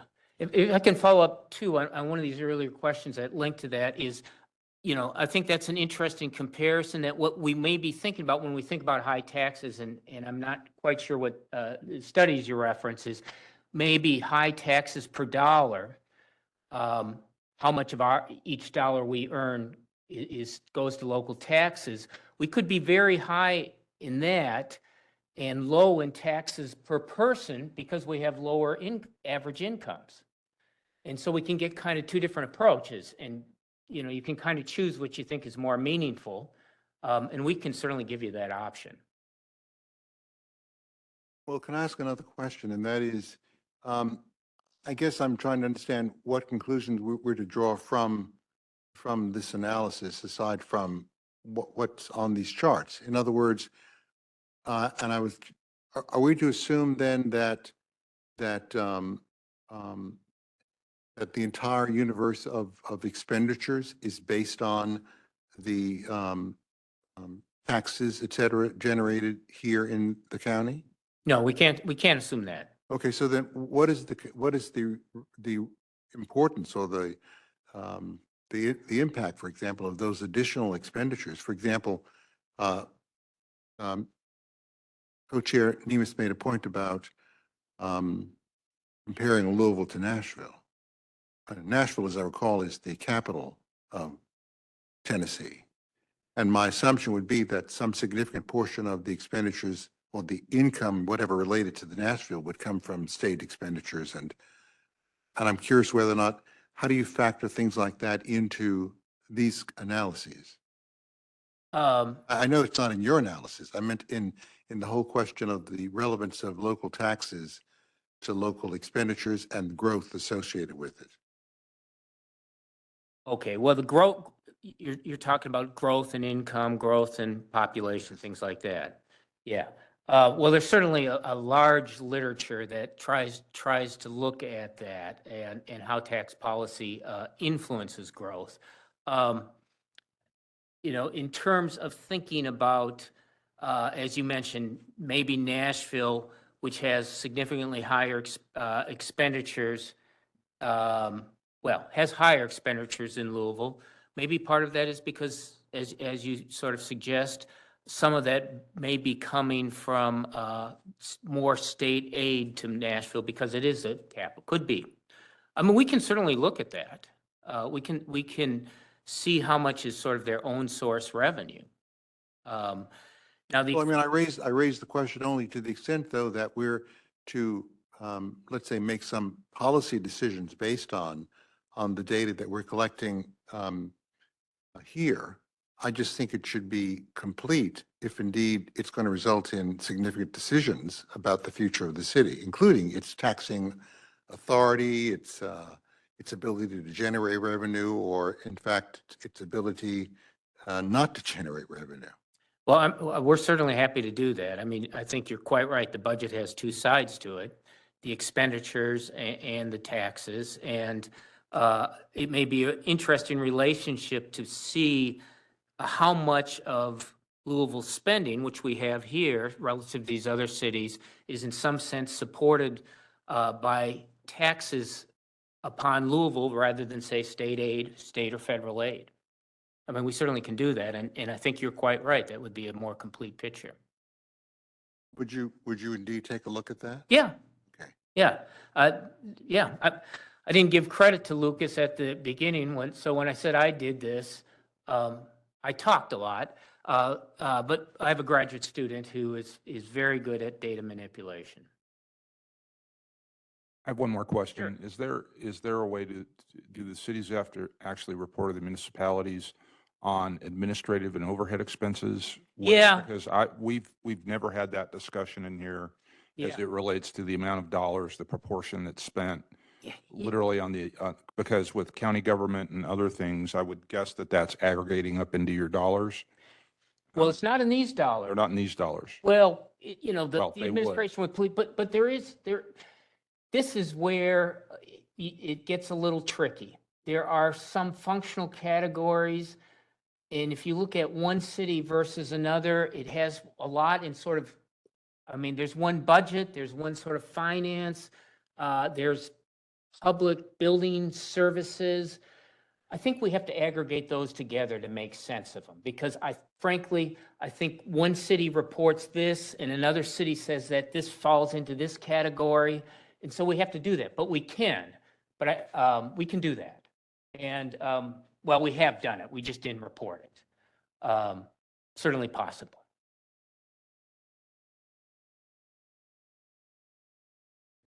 Any other questions or comments? I just say this, I think, is extremely significant. I think this is very helpful once it's completed, and will give us some pretty critical data, I think, specifically for my group. Okay. Mr. Chairman, I had a situation come up the Saturday after our last commission meeting that I'd like to get a little clarification on because it wasn't sinking in. So we were talking about ambulance services and the expenses, where the ambulance services go, what they do. I had an event on a Saturday morning where the Anchorage Middletown ambulance left my event, and I asked the captain where they were going, and they said that they were going to a run to 23rd and Duncan. And then 5 minutes later, there was another run that was going to 9th and Jefferson. So I know we talked about ambulances, and some of them are privately billed to the person through, I guess, Medicaid, Medicare. So that would be if I had a heart attack, then insurance, then you would bill that, right? Okay, so my question is, within a span of about 10 minutes, 2 of my ambulances left the Anchorage Middletown Fire District. And in the conversation with the captain there, he explained to me that over 40% of the runs that Anchorage Middletown does is outside the Anchorage Middletown district. Now, my question is, when that ambulance goes to 23rd and Duncan for a service, who pays that ambulance to do that run?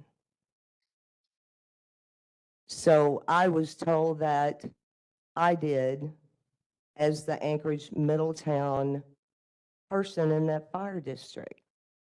You mean as a taxpayer? As a taxpayer, but I also pay fire district money. I pay to Anchorage Middletown Fire. So I think one of the questions that is continuing coming up, especially in the area that I live in and also other areas, that if two of the ambulances within my fire district has now been pulled out of my district to do a run, why, who is paying for it? If I'm not being taxed, if I have a heart attack, I get it. You're going to bill my Medicare, Medicaid. But now I'm down to ambulances in my fire district that I pay fire district money for, has now gone somewhere else to take care of a situation in the urban service district. So I would like, as we move along, some clarification about that as to who pays those runs when they go outside of the district that I'm paying for them to stay into the district. I just would like to know. Well, I think going back, there's an MOU with Metro government. So the 40% has gone up a lot since the opioid epidemic. And so, you know, if Louisville EMS or Louisville Fire does not have an ambulance, you know, they're calling on the suburban. And I would assume that private insurance or Medicare or Medicaid would pay and reimburse. They may not get reimbursed the full amount, but that's my understanding. I also understand that Councilman Arthur said at the last meeting that he noticed in the merger that one of the stipulations was that Louisville Metro EMS covered the whole county. And so obviously if you only have 11 ambulances, that is not happening. Right. And so the disparity of, I don't mind helping. If you need the ambulance, take it. But also, if I'm consistently paying for 40%, and I would like to know, I'd like to find what that breakdown is. Is it 40% of people going with heart attacks? Is it 40% of assisting in a fatality or a whatever? You know, my taxpayers would like to know why they're not being reimbursed for it. If they got to take my ambulance all the way from Middletown to downtown, why are they not being reimbursed? That was just one of the questions looking at those services. And so I think digging into this information is going to be very vital when we find out whether or not tax money is being distributed as it should be. Have you talked to your chief there in Anchorage, Middletown, wherever they're located? It's not just my fire district, it's PR, Yeah. all of them. It's PRP, it's all of them. They all have Right. that MOU. Right. Well, my other question is is there a certificate of need for, I want to call it a lower level ambulance service, not necessarily our full service ambulance. If I've got somebody that needs to go to the doctor, are they calling Middletown Anchorage ambulance to get me to the doctor to get reimbursed? Or is there a Uber ambulance that Metro is allowing certificate of needs for? I mean, it would seem to me if there is a lower level of some sort of service that the dispatcher knows it's a broken leg, that doesn't necessarily require oxygen. Maybe that just requires somebody with a medical certificate of need to get that person to the hospital. I would assume that if we're going to, unless somebody here can answer those questions, we'll have to have somebody come. If maybe if Chief Driesbach were on, he might be able to give us some information on that. He is? Okay, well then, Commissioner Driesbach, do you have any information that would be helpful in responding to the mayor's question?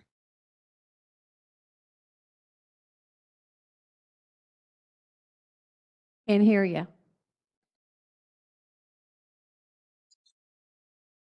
Are you there now? Yes. See me? Okay, you hear me? Okay.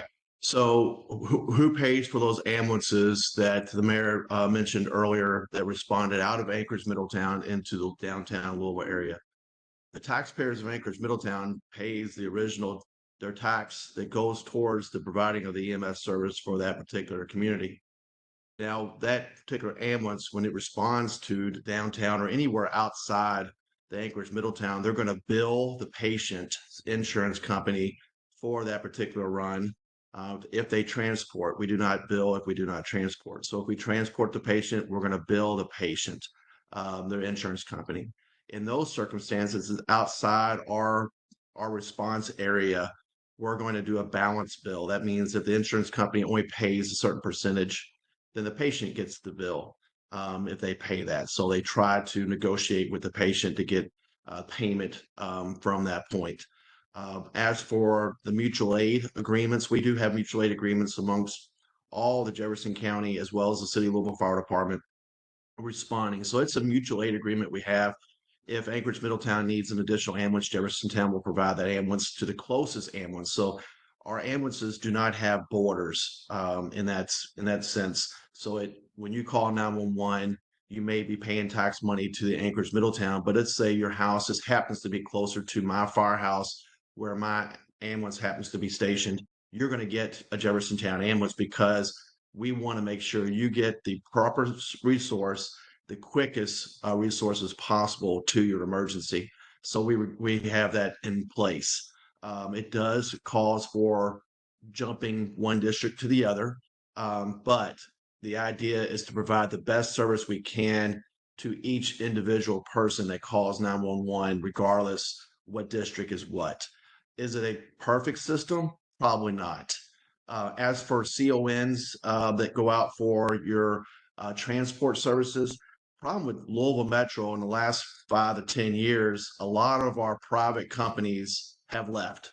They've been sold out, bought out, have left the Louisville Metro area. There's no longer Mercy, there's no longer Yellow Ambulance, and so on. So those non-emergency type transports, those non-911 transport services just don't exist like they used to. So that's hurting our 911 ambulance service because now people are calling and say, hey, I need to be transported to the hospital. It's a non-emergency transport. Maybe they're set up for a surgery that day. They say, well, it may be 2, maybe 4 hours before we can get to you. Well, they want to get there earlier than later. So what do? They may call 911. So it's a misuse of the 911 service as part of our biggest problem, I would say, with EMS is the misuse of the 911 service. I know Louisville Metro does use a taxi service in those circumstances.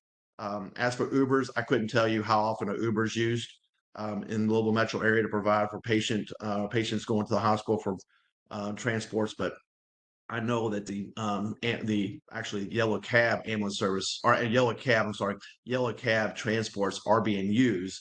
I just don't know how often they're being used because that's run by MetroSafe. Hopefully that answered some of your questions. I realize it's an imperfect system. CONs are actually issued by the state. They are not issued by Louisville Metro or any local government. So you have to go to the state to get that certificate of need for your services. And we looked at, Chief, and you probably know, we looked at the CON in earnest on House Bill 777. And that was a challenge in itself. And we think we have problems here. You try East Kentucky, West Kentucky, and they're having just a hellacious issues and problems in providing services and all that. But correct me if I'm wrong, Chief, but if a service, or regardless of the district, makes a run across another district and the patient refuse, then the responding ambulance, a district, basically has to eat that cost of responding to that particular service. In addition to that, there's a mental health perspective on this as well that complicates the issue in terms of delivering the patient from one point to another point. That's correct. To answer the first question is, you're right. The fire district that responds to another fire district's area for that patient care and they refuse transport, yes, I eat the cost of the fuel and the manpower, the time that they were wear and tear on my ambulance going to that particular run. And it's a payoff type thing from one district to the other. Same way if they come into my district, mine going in their district, it's a mutual aid agreement we've kind of come across. As for the other part of, my ambulance service can't necessarily go to a nursing home because they called and said, such and such patient needs to be taken to the doctor to be checked on, or for a scheduled surgery. I can't make non-emergency transports. So my ambulance service is not supposed to make non-emergency transports.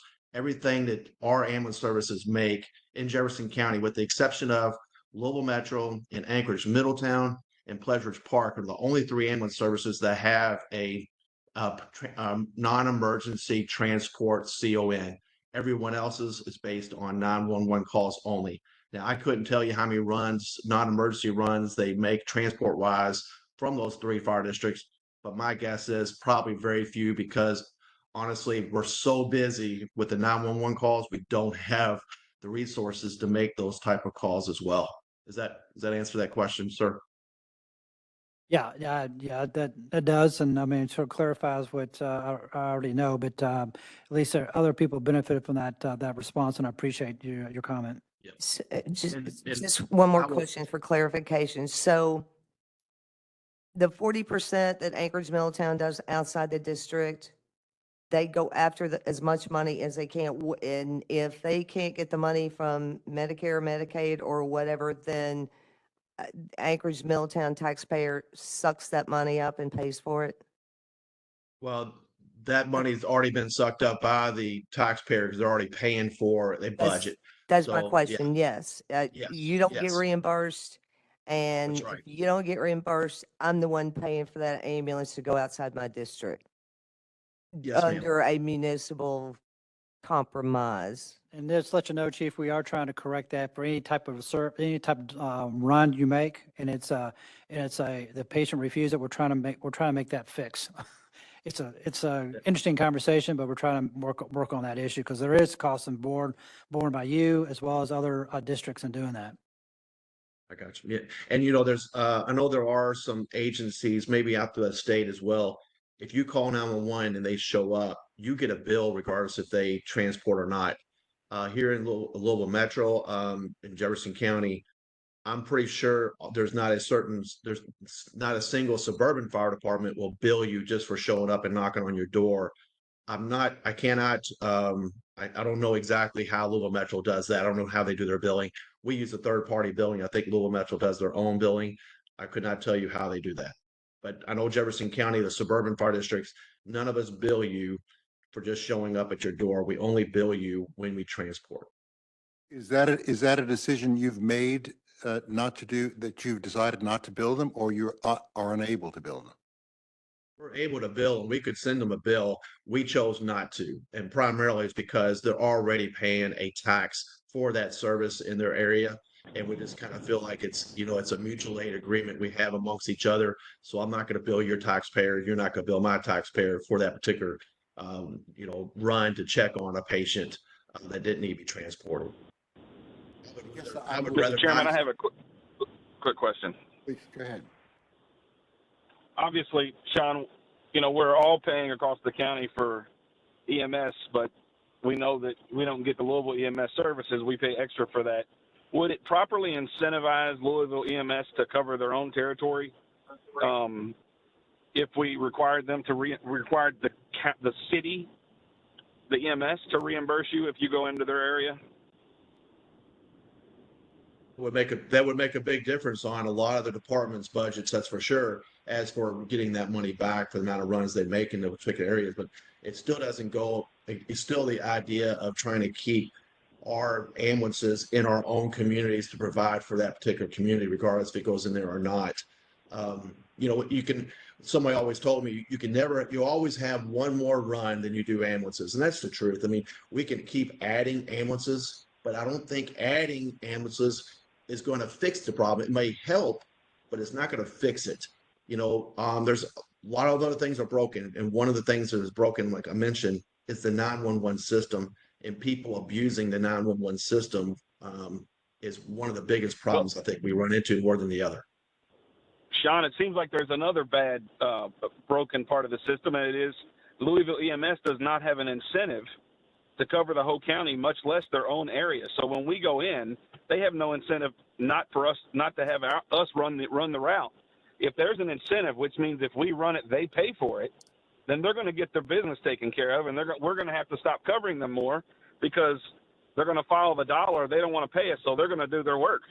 So that's one thing I'd like for this group to consider is when one district subsidizes by making a run in the other, which we want to do because a life means more than anything.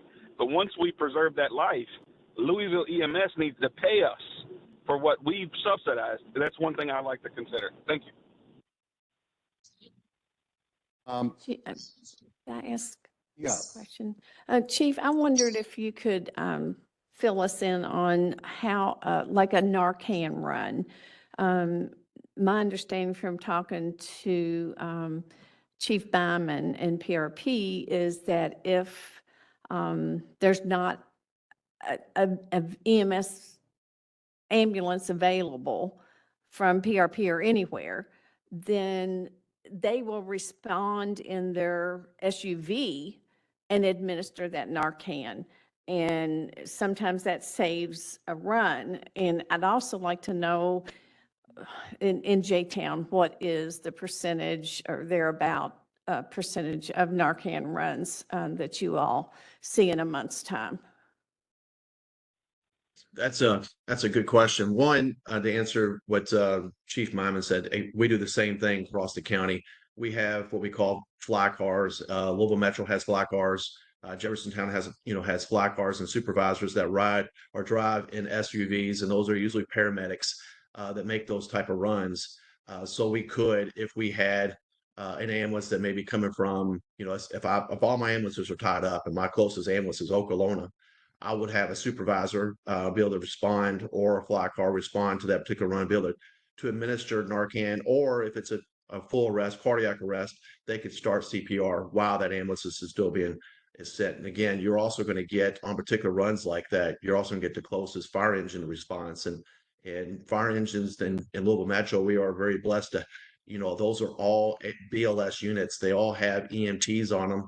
Some of them have paramedics on them throughout the county. So you may get an ALS fire engine that can also start administering drugs and so on, as well as Narcan. All of them been trained to administer Narcan to those type of runs. So we do have a quick response by the closest fire engine, as well as a paramedic in a vehicle to get there quicker if an ambulance is coming from a long distance or not available for that particular run. Your other question was, I'm sorry, ask me again what that second question was. Just if you have a rough estimate of a percentage of Narcan runs you make in a month's time. That's a good question. I would say, if we make in our district, again, it's more of a northeast end of Jefferson County. If we make maybe, I would say probably 5% in a month. Well, probably not even that much. Probably more like 1 or 2 a day is what we're making. And our average a day is anywhere between 30 to 35 runs. So we may have an overdose, each day, maybe 1.5 a day if you want to go by a month. And so is that individual, do they normally have insurance, or how does that, does that end up going somehow or the other? A social worker sets them up with insurance through the state, or how's that work, or do you know? I would say that most of them do not have insurance. If anything's set up through the state, I am unaware of that, but I would say most of those runs are a taxpayer run. We're making the run on the taxpayer's dollar to provide Narcan, sometimes multiple doses of Narcan on that particular patient. Sometimes you may make that patient twice in the same day. That's happened before. It's not a rarity that happens. Occasionally it does happen where you're making the same patient maybe twice in one day. Yeah. Thank you very much for that information. You're welcome. Okay. Anything else on this question? Yes. Just want to make sure as we consider recommendations, I think it was mentioned earlier that we bring in the people who are doing that work, and we don't do anything just, based on feeling in that moment. I'm talking with the director of emergency services, and he's pointing out the millions of calls that come into the 911 dispatch center. So it might not be based on them not doing their job, more so based on the fact that they are overwhelmed and at capacity. So I want to make sure we hear from the experts who are doing that work before we send out any recommendations. Point taken. Okay, well, I think we've heard, we've done our data report. Somebody look. Other thing we need to resolve, look at whether or not. Thank you. Yeah, I wanted to check whether or not the committees have any reports they want to make to the larger group. Now, we'll have our next committee meeting in the next few weeks. We'll be prepared at the next meeting. Anybody else? Okay, then the other thing that we wanted to make sure, Jason and I had to make an exchange of emails just recently on the whole question of the community meetings. We've talked about this now for a while, and the question is, I think we've all agreed that that's something we wanted to make provision for. You all had suggestions about schools where these meetings might be held. Brian Powell of the of City Hall has been checking with some of the principals. It has not been, let's say, a very fruitful effort. Some of them have not gotten back yet. I think the one, if I recall correctly, Jason, from the email, Eastern is the only school that seems to be available. And the concern there would be the limited number of mics that they've got available, which is 2. So depending upon the attendance, kind of thing where you'd have to rotate a mic, I guess, amongst the commissioners to the extent that anybody wanted to speak, and then one for the audience. And so there'd be some logistics problems, but I mean, I guess it could obviously be done. I think he is going to be looking as well at the Jewish Community Center, or was it the synagogue, Jason, do you remember? The Jewish Community Center, and they said they'd like to host. Sorry. So that's one. And so I guess the other question is, other suggestions here about where we might do this in the appropriate geographical parts of the county. In Western, it says Central High School's not available. Have we checked with the Louisville Community Center, the LCC, Kevin Fields? I don't believe so. No, we were looking. Yeah, I would do that. It looks like the schools are doing a lot of renovations in the summer, which makes perfect sense, but LCC may be able to do it. If they can't do it, there's the African American Heritage Center that may be able to host. Are libraries possible? We might have to take our own mics, but Yeah. I mean, those might have rooms that would accommodate the numbers without the need for a mic. I think in South Central, where Southern High School is maybe not available, I think the library there in Okolona, it's got a large room.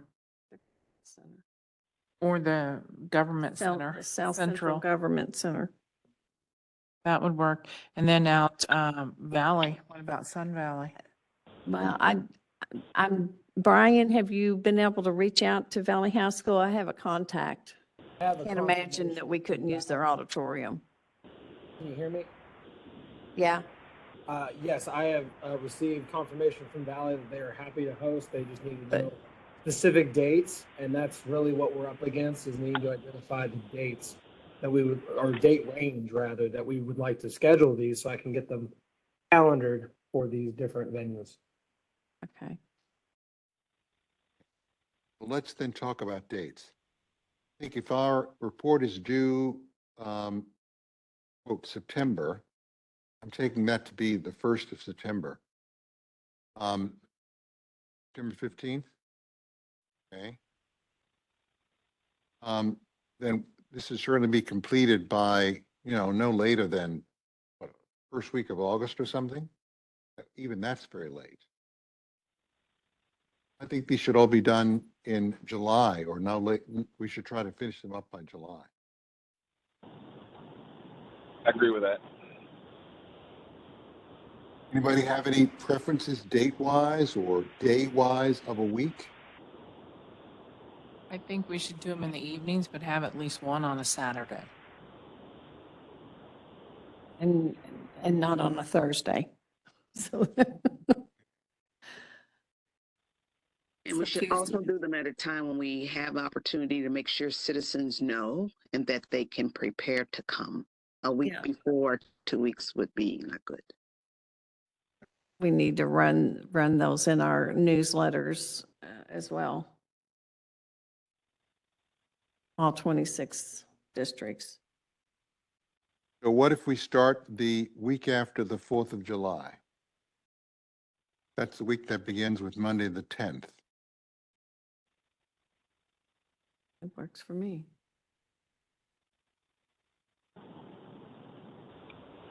And then if we could then maybe ask Brian to check, let's say, the weeks of the 10th, the 17th, and the 24th.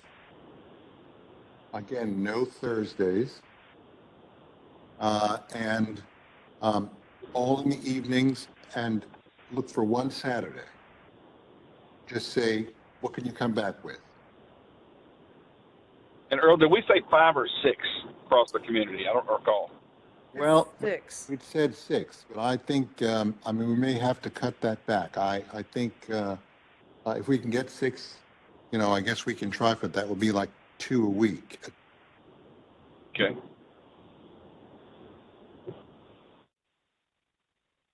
And then I think the last one should be here. Yep. Because that's the one where I think we can have the full recording. It'll be the only one that'll be recorded. That, to the extent that at least we can have the one. Brian, do you think that we can ask Metro TV to be there to record? No? Sonia has a probably better understanding of that than I do. Yeah, she says no. Metro TV won't, but we do have, do you remember when we went and we did the budget hearings out in the community? Yes. So we have a video, we have a video camera. Right. We could use that, so at least you could record it to Facebook. Now, I don't know how that works, but I'm guessing between Brian and I, we could maybe And figure it Kyle, out. maybe. And who? Kyle. Yes, well, Communications she does not director want on to be both pulled into sides. this if she doesn't have to, I'm sure. Right.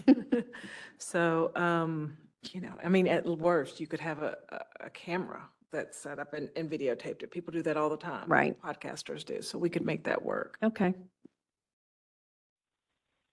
Okay, so Brian, is that enough information for you? Those 3 weeks with the cart, you know, sort of do whatever you can for dates within those 3 weeks. That is Only a on the great jumping condition- off point for me. I'm sorry? That is a great jumping off point for me. At least it gives me an idea of roughly what you guys would like, how many you'd like per week. How do I pick which one's going to be the Saturday? I don't personally want to take that on. I'd rather the commission decide where we're going to have the Saturday meeting. That is a preference. I'm sure some other parts of the city would like to entertain for themselves as well. I don't want to have to be the one to pick that. I think it'd be process of elimination and see how, how you can schedule the others and then, go from that point. I think Mondays and Tuesdays during the week, if we have to have 2. And then whatever you can't schedule, then we figure out on a Saturday. As long as it's the will of the commission, that's what I'll do. Thank you. That's fine with me. I don't think I have a preference. Can I say one more thing? This is Sonia Harward. Yeah. Just remember that WebEx will not be an option. That's the one thing you do not have out in the community is WebEx. So people would have to, the commission would have to attend in person. Mhm. And you all determine if you need a quorum or not. I mean, Okay. Is that what we're planning on doing? Is everybody being at each one of these meetings? Is that the plan from the commission? I guess that's for each of you to decide, but I would imagine that um, that would be the optimal situation. Right, but at least the areas that we're representing or whatever, right? At the very think least. I think it's probably more important to be at the areas we don't represent, because I want to hear from people that are not, obviously I know generally what my constituents think about it. I just want to have open ears for everyone else.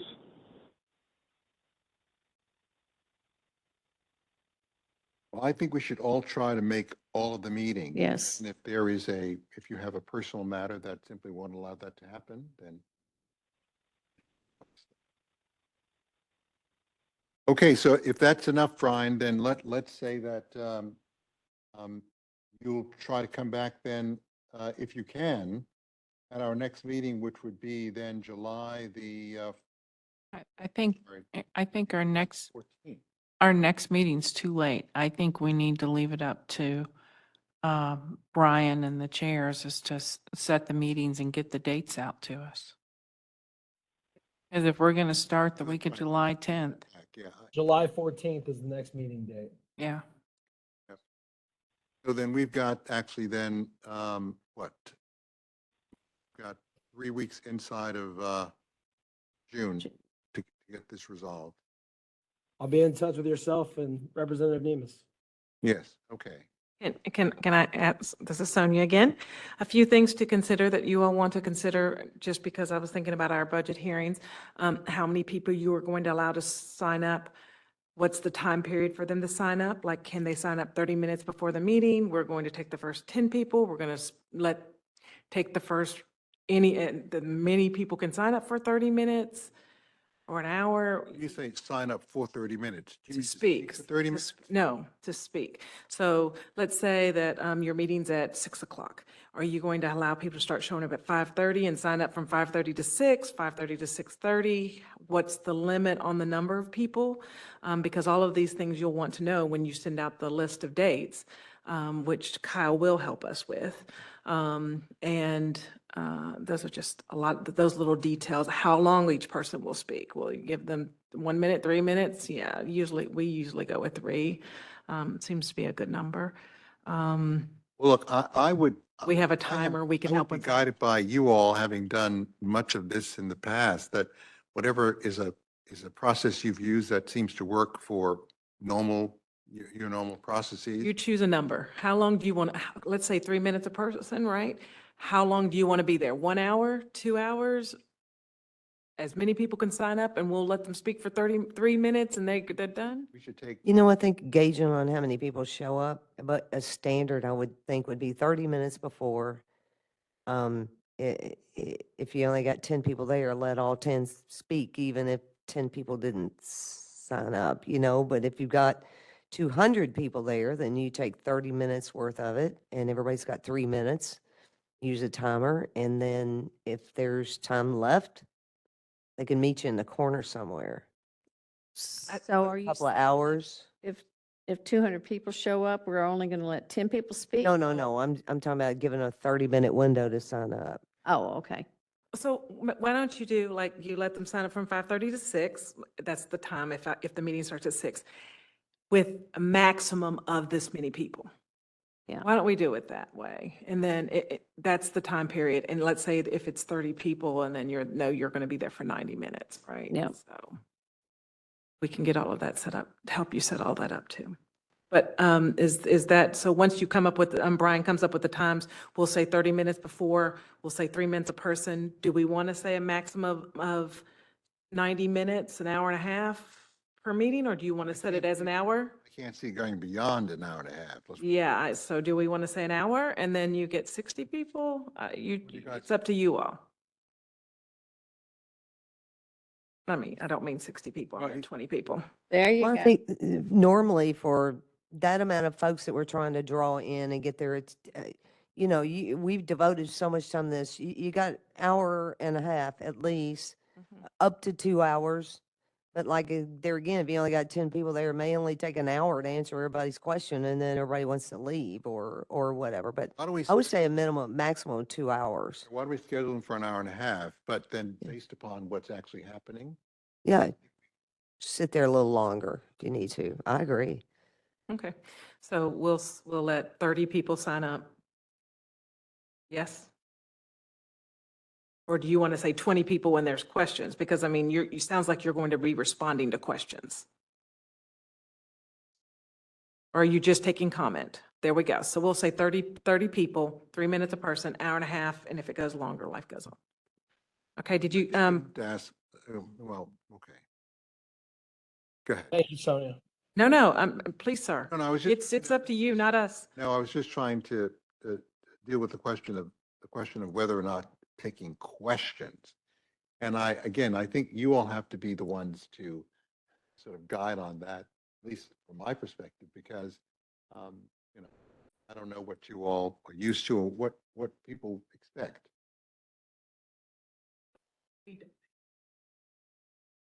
Okay, there we go.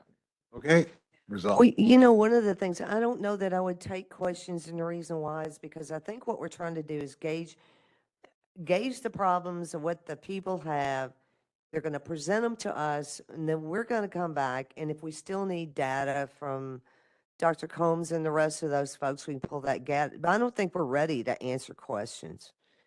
We are not anywhere near ready. Now, I absolutely bring their questions, but for me to answer a question on something, I don't think we're ready. Do you? Do you? I agree.